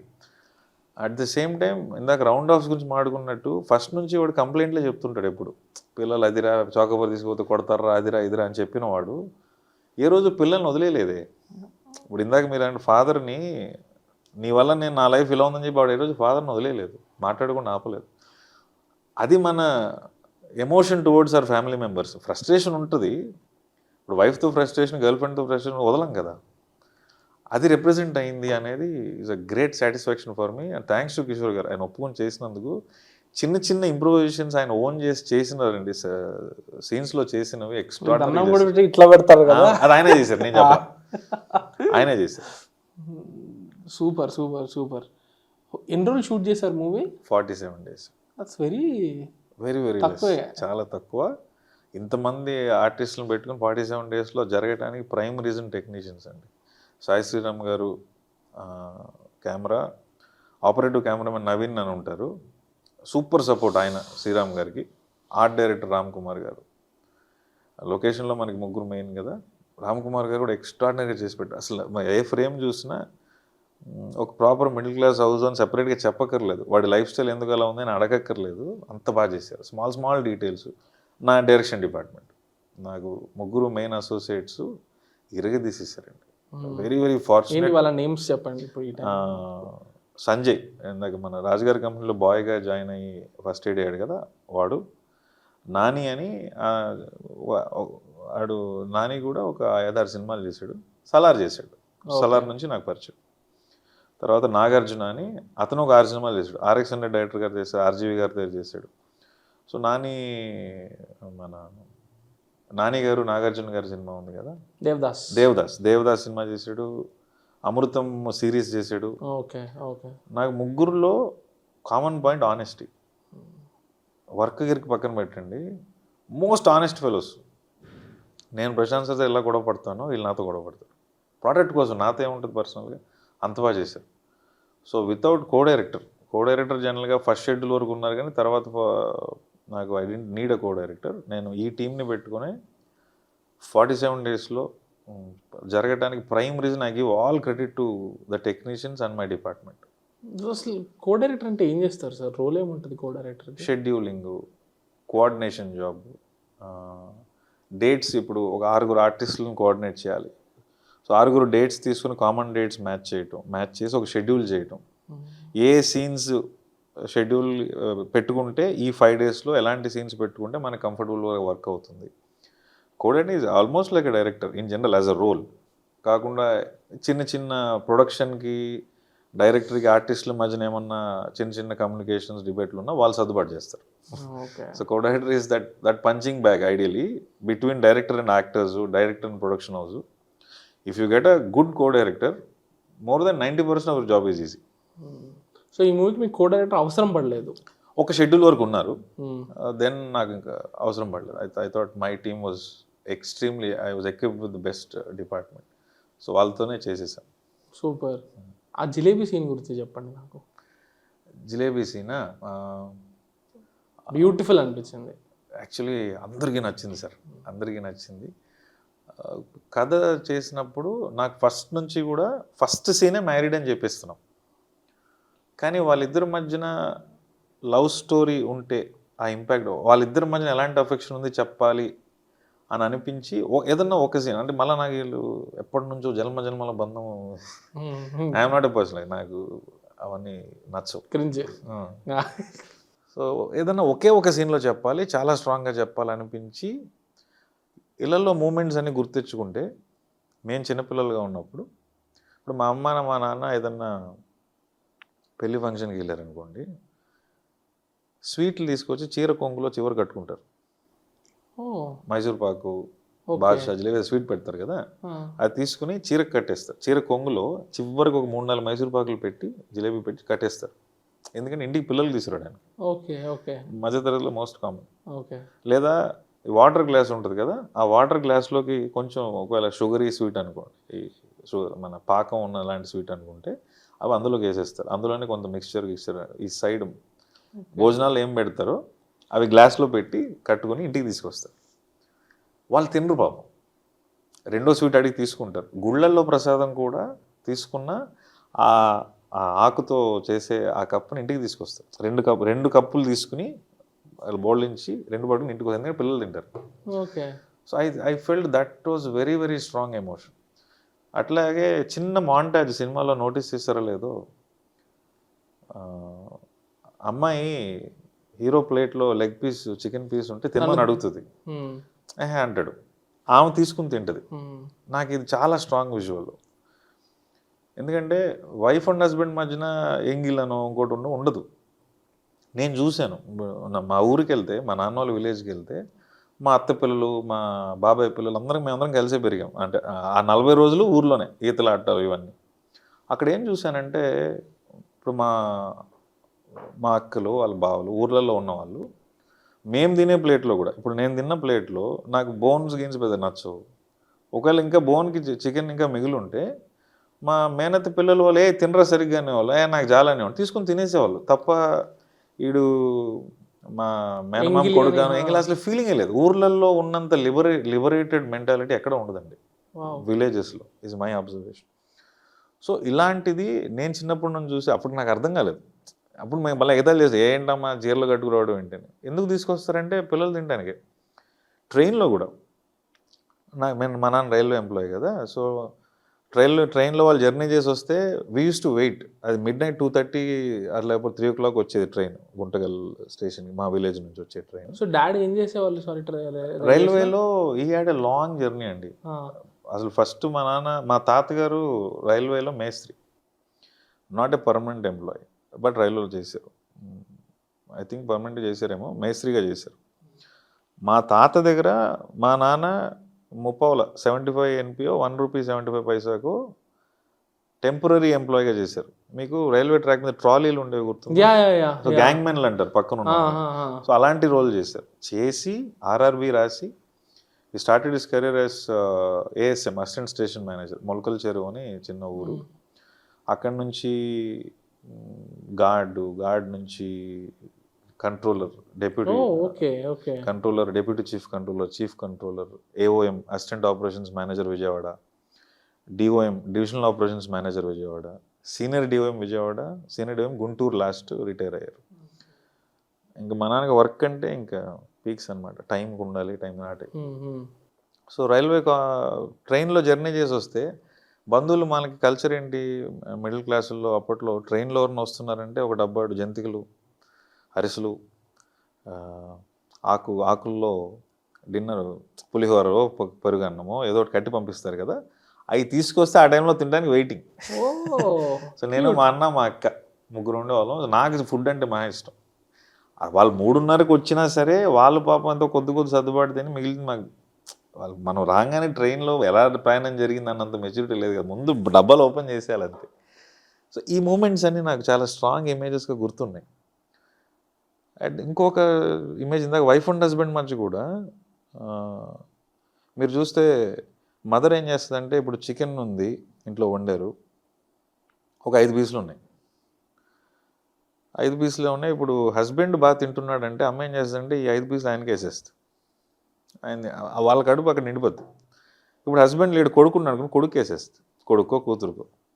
That represents a huge deep emotion in my opinion. So ఇలాంటి రిప్రజెంటేషన్ ఏం చేయొచ్చు అని ఆలోచిస్తే, చిన్న కోరిక, ఒక వైఫ్ దానికి స్వీట్ ఇస్తామని ముందే ఎస్టాబ్లిష్ చేసాం. సో ఆఫీస్ నుంచి తిరిగి వచ్చినవాడు నైట్ అయిన తర్వాత స్వీట్ అడిగితే అవునా దానికి ఎందుకని వెళ్ళినవాడు వాడు ఎఫర్ట్ పెట్టి, మనం వి ఆల్ డూ ఇట్. అంటే దీంట్లో మళ్ళీ మేల్ ఫీమేల్ థింగ్ ఉంటుంది. Women or girls may not know what is the thinking of a man. ఇప్పుడు కొన్ని యాడ్స్ తీశారు, మామూలుగా హస్బెండ్ కేర్ లేదంటారు కదా, ఇప్పుడు పాపలు ఏమో ఇక్కడ చేపెడతారు ఇట్లా, దట్ ఈస్ ఎఫెక్షన్. పడిపోతుంటే అడ్డు పెట్టడం, that is father. Mother instincts కొన్ని ఉంటాయి, ఫాదర్ ఇన్స్టింక్ట్స్ కొన్ని ఉంటాయి, like male and female instincts. So this was an instinct I wanted to depict. So అమ్మాయి నైట్ అడిగిందా పొద్దున అడిగిందా సంబంధం లేదు. ఒకటి అడిగినప్పుడు నీ ఎఫర్ట్ 100% ఇస్తున్నావా లేదా should be is the love and affection for me. అతను అంత ఎఫర్ట్ పెట్టి జిలేబీ తేకపోయినా సీన్ పడుతుంది నా ఉద్దేశంలో, తెస్తే ఇంకెక్కువ పడుతుంది. సో అందుకని వాడు ఎఫర్ట్ పెట్టి వేరే వాడు అడిగినా నిర్మమాటంగా అడిగి తీసుకురావాలి. తీసేసుకున్నాడు సరే. తర్వాత అనిపించింది కరెక్టే కదా, అతను కూడా ఎవరో వీడిలాగానే ఎవరో అఫెక్షనేట్ పర్సన్ అడుగుని ఉంటారు కాబట్టి సగం ఇచ్చి అది బ్యూటిఫుల్ టచ్ సార్, మీకు అది నాకు ఇది సరిపోతుందని, ఇద్దరు వైపులో సాటిస్ఫాక్షన్ ఉంటుందని దాన్ని అలా డిజైన్. మనీ కూడా ఇస్తాడు మళ్ళీ. అవునవును, సూపర్ సీన్ అది. సో ఈ హోల్ ప్రాసెస్లో వెనక్కి వెళ్ళి if you could make some improvements to Janak అయితే కనుక ఏమన్నా చేస్తారా? With the product I have I'm very happy. నాకు ఏమి అరే ఇది ఎందుకు చేశాను ఇలా అయితే అనిపించట్లేదు. వెరీ క్రిటికల్గా ఆలోచిస్తే మేబీ ప్రభాస్ సీన్ అన్న క్యారెక్టర్లో probably I will change the tone of writing with respect to him and Sunita, not the quote. Yeah. I might change to a bit, if I think very critically. But if you ask me, are you happy with what is there? Yeah, I am happy. I don't have any issues with it. Next సినిమాలు ఏమన్నా ideas ఉన్నాయా already రాసుకున్నవి? Ideas ఉన్నాయి. మనం ముందు ఇంటర్వ్యూలో కూడా మాట్లాడుకున్నట్టు I wanted to see, నేను ఒక టైమింగ్ అని అనుకుని రాశాను కదా, అది వర్క్ అవుతుందా లేదా అని చెక్ చేసుకోవడానికి. బంగారంగా వర్క్ అయింది. అట్లీస్ట్ ఒక 20 to 30 ప్లేసెస్లో ఆడిటోరియం నవ్వారు. ఒక 7-8 ప్లేసెస్లో మొత్తం థియేటర్ గొళ్ళు మనే అంత రియాక్షన్ వచ్చింది. So I'm extremely happy. Now immediate ఏంట్రా అంటే ప్రశాంత్ నీల్ సార్తో ఎన్టీఆర్ నీల్ సినిమాకి నేను I'm continuing the writing part. I have a lot of ideas. One thing which is thought is running is, do I again attempt an out of the box idea which I have, or do I do something else అనేది ఆలోచిస్తున్నానండి. Also at the same time ఇప్పుడు సినిమా చూసిన తర్వాత ఎవరన్నా అవకాశాలు ఇస్తారా, నిర్మాతలు కానీ నటులు కానీ యాక్టర్స్ కానీ, ఈ something I'm looking forward to. I hope somebody gives me an opportunity. నేను ఈ కథగా ఏంటి అని ఆలోచిస్తే, ఈ సినిమా నుంచి ఒక యాక్టర్కి నేను రేపు పొద్దున్న ప్రొడ్యూసర్ కానీ యాక్టర్ కానీ యాక్ట్రెసెస్ కానీ కథ చెప్పినప్పుడు వీడు ఒక సినిమా తీయగలుగుతాడు, డ్రామా హ్యాండిల్ చేయగలుగుతాడు అన్న నమ్మకం తెచ్చుకోగలిగితే నేను pass. Absolutely. So that I hope it happens soon. I hope I'm just waiting. ఇప్పుడు నీల్ గారితో పనిచేస్తున్నప్పుడు మీకు మీ సొంత స్క్రిప్ట్స్ డెవలప్ చేసుకునే ఆ టైం ఉంటుందా? ఉంటుంది. Occupied with not at all. అసలు ప్రశాంత్ సార్తో వర్క్ కల్చర్ మీద మనం ఒక ప్రోగ్రామ్ చేయొచ్చు. ఓకే. సో అసలు అదేం ఉండదు. ఇప్పుడు ఆయనతో పని చేస్తున్నప్పుడు ఆ కథ గురించి మాట్లాడుకుంటాము. బయటకు వచ్చిన సరదాగా when we're having a drink we talk this script. ఆయన అడుగుతారు కూడా, శాండీ మొన్న ఒకటి చెప్పావు కదా, లైన్ బాగుంది, ఏం డెవలప్ చేసావు చెప్పు, అది మాట్లాడుకుంటాం. మాట్లాడుకున్న తర్వాత ఆయన మళ్ళీ దాని గురించి ఆలోచించి కంబ్యాక్ విత్ ఇన్పుట్స్. అండి ఐ థింక్ అది ఇలా చేస్తే చూడు ఒకసారి. ఇట్లాంటివి ఏంటంటే it takes away your pressure. ఇప్పుడు ఎన్టీఆర్ నీల్ ప్రాజెక్ట్ అంటే మ్యాసివ్ కదా, అందులో నుంచి maybe to avoid monotony, redundancy, if you are talking some other script or some other film or some other idea, or we're pulling each others legs, is a stress buster. And also he's always worked parallelly 3-4 films scripts. Fortunately నాకు అవకాశం కుదిరింది. మంది చేసుకుంటుంటాం. మా హనుమాన్ గారు ఉన్నారు, ఇంకొక writer సలార్కి. Salaar కూడా true. So ఆయన ఒక స్టోరీ లైన్ అనుకుంటారు. So we very healthy discussion అండి. జీరో ఇన్సెక్యూరిటీస్తో ఫెంటాస్టిక్ డిస్కషన్లు అవుతాయి. అండ్ బ్రెయిన్లో ఎక్కడ కూడా ఈ కథ ఇంతో డిస్కస్ చేస్తే పాయింట్ లేపేస్తారా, మన క్రెడిట్ వస్తుందా, డబ్బులు ఇస్తారా లేరా అనే థాట్ ఉండదు అసలు. అంటే ఫెయిర్ ఎనఫ్ భయమే అవి మనం వింటుంటాం కదా. ఫెయిర్ ఎనఫ్, కానీ మీకు ఆ థాట్ రాదండి, ఆయనతో రాదు. సో దట్స్ వై నాకు ప్రశాంత్ సార్ అంటే అంత respect. So what I told ఆయనకు కూడా చెప్పాను, ఐ హోప్ ఈ సీస్ దిస్ ఇంటర్వ్యూ. ఇప్పుడు మీరు నన్ను పిలిచారు సార్, ఫర్ ఎగ్జాంపుల్ మీరు ఒక ప్రొడ్యూసర్, రావే ఒకసారి కథ విందామని పిలిచారు. ఒకటి బయట ఇక్కడ కూర్చుంటాం, ఒక సెక్యూరిటీ డోర్ ఓపెన్, ఎవరే అంటే సార్ రమ్మన్నారు, కూర్చో అక్కడ కూర్చో అంటే, ఇది ఒక సినారియో. తర్వాత పిలిచిన తర్వాత ఎవరు పంపించారు మిమ్మల్ని అంటే ప్రశాంత్ నీల్ గారు పంపించారు. అరే అవునా అదా కూర్చో అంటారు. That is the difference they make in your life. ఆ రెస్పెక్ట్ నాకు ఇచ్చింది కాదు, ఆ రెస్పెక్ట్ ప్రశాంత్ నీల్ గారికి ఇచ్చింది. అట్ ద సేమ్ టైం ఒక హీరో పిలిచి కథ వింటున్నప్పుడు ఎవరు పంపించారు నిన్ను, దిల్రాజు గారు. ఓ రాజు గారు పంపించారా, కూర్చో కాఫీ తాగండి. నేను పలానా వాళ్ళు పంపించారని చెప్పని సిచ్యువేషన్స్ చూశాను, పలానా వాళ్ళు పంపించారన్నప్పుడు ఆ డిఫరెన్స్ చూశాను. సో ఐ ఇందాక చెప్పినట్టు that's why call them life changers. నాకు వాల్యూ నేను ఎవరి పక్కన ఉన్నానో మీద వస్తుంది. సో ప్రశాంత్ నీల్ గారి పక్కన ఉన్నాను కాబట్టి I earned a huge respect, value, honour at places where nobody even knew who I am. So if the day I think that respect is mine, నా కెరీర్ క్లోజ్ అయిపోద్ది. నా ఒక్కడికే రెస్పెక్ట్ ఇస్తున్నారని నేను అనుకున్న రోజు నా కెరీర్ లేదు. So all of that is driven purely by whom are you travelling with. నేను ఒక ప్రశాంత్ నీల్ గారితోనో ప్రభాస్ గారితోనో ట్రావెల్ చేయటం వల్ల నాకు వాల్యూ ఉంటుంది తప్ప నా సోలో వాల్యూ ఏమి ఉండదు. Till the time I make a mark. But I hope you reach a position where మీకు ఆ సోలో వాల్యూ 100%. మీరు మీ ఏడీనో మీరు మీ రైటర్నో పంపిస్తే వాళ్ళకి రెస్పెక్ట్ వస్తుందని కూడా కోరుకుందాం. That will be awesome if I can make some difference to the careers of my department, my Aedes, my actors. ఇప్పుడు నేను జనక అయితే కనుక తీసుకుంటే అందరూ ఎస్టాబ్లిష్డ్ పీపుల్, ప్రాబబ్లీ హీరోయిన్ ఒక అమ్మాయి, కొత్త అమ్మాయి. సో నేను అమ్మాయి కూడా చెప్పాను, you will become very busy అమ్మా, you did great job in the film. I hope I will add some value to your career. I hope I add great value to all my ADs. Super. So what's the status of the NTR Neel film? Writing మొదలు పెట్టేశారా మీరు? జరుగుతుంది. It's going on. Already ఇంతకు ముందే start అయిపోయింది. Because I was engaged with shooting Janaka Aithe Ganaka Prashanth sir, he always writes a story and comes and then narrates it to us and then takes our opinion. తర్వాత దాని మీద debates పెట్టుకుని it starts off. So what is the working process with Prashanth Neel గారు? Let's take Salaar because అది అయిపోయింది కాబట్టి. So ఆయన మీకు ఎట్లా బ్రీఫ్ ఇస్తారు, మీరు ఎట్లా రాస్తారు? లేకపోతే ఆయన ఒక వర్షన్ రాసేసి మీకు ఇస్తే మీరు దాన్ని ఇంప్రూవ్మెంట్ చేయడమా, లేకపోతే స్క్రాచ్ నుంచి మీరు తీసుకెళ్ళిస్తే ఆయన దాన్ని అప్రూవ్ చేయడమా? అది ఎట్లా జరుగుతుంది ఆ స్ట్రీమ్ లైన్? ప్రశాంత్ సార్ దగ్గర ఒక ప్రాపర్ స్టోరీ ఉంటుందండి, start middle end, proper character ఇది అని. He will give you a clear narration. ఒక 1.5 hour నెరేషన్ క్లియర్గా కథ చెప్తారు. ఆ నెరేషన్లోనే కాంటెంట్ డైలాగ్స్ ఉంటాయి, ఆల్రెడీ సీన్స్, కాంటెంట్ లైన్స్ ఉంటాయి. సీన్స్, డైలాగ్స్, సంభాషణలు కూడా ఉంటాయి. కాంటెంట్ లైన్స్ అంటే ఇప్పుడు ఆ క్యారెక్టర్కి బిహేవియర్ని రిప్రజెంట్ చేయడానికి ఒక లైన్, లేదా ఒక ఇద్దరు మాట్లాడుకుంటున్నప్పుడు వీళ్ళు ఇలా, ఈ కాన్వర్జేషన్ ఇలా ఉంటుంది అని రిప్రజెంట్ చేయడం. Because you do not know how are they talking. వాడు అగ్రెసివ్గా ఉంటాడా, సాఫ్ట్గా ఉంటాడా అని తెలియదు కదా. సో నెరేషన్లోనే వీడి క్యారెక్టరైజేషన్ ఇది, వీడి బిహేవియర్ ఇలా ఉంటుంది, అది రిప్రజెంట్ చేయడానికి ఇలా మాడుకుంటారు. వాడు వాళ్ళ అమ్మతో ఇలా మాట్లాడు. మీరు ఇందాక సిగరెట్ చెప్పారు కదా. సో వాడికి వాళ్ళ అమ్మ వస్తే అతన్ని సిగరెట్ మందో చూపించడు, దాన్ని రిప్రజెంట్ మదర్ ఎలా మాట్లాడుతుంది, అన్నిటికీ క్లియర్గా ఈ క్యారెక్టర్ బిహేవియర్ ఇది, ఈ క్యారెక్టర్ ఇలా మాట్లాడుతుంది, ఇలా మాట్లాడచ్చు అనేది మీరు ఆ 1.5 hour నెరేషన్ 1 hour నెరేషన్లో తెలిసిపోతుంది. వినిన తర్వాత then starts the actual debate zone. ఇప్పుడు మనకి 1.5 hour అద్భుతంగా నచ్చేసింది అనుకోండి, ఇమీడియట్లీ అది పెట్టుకుని దాన్ని splitting into scenes, respect proper dialogue version, screenplay discussions కానీ, ఎన్హాన్స్మెంట్స్ కానీ, ఇంప్రూవైజేషన్స్ కానీ అవి జరుగుతాయి.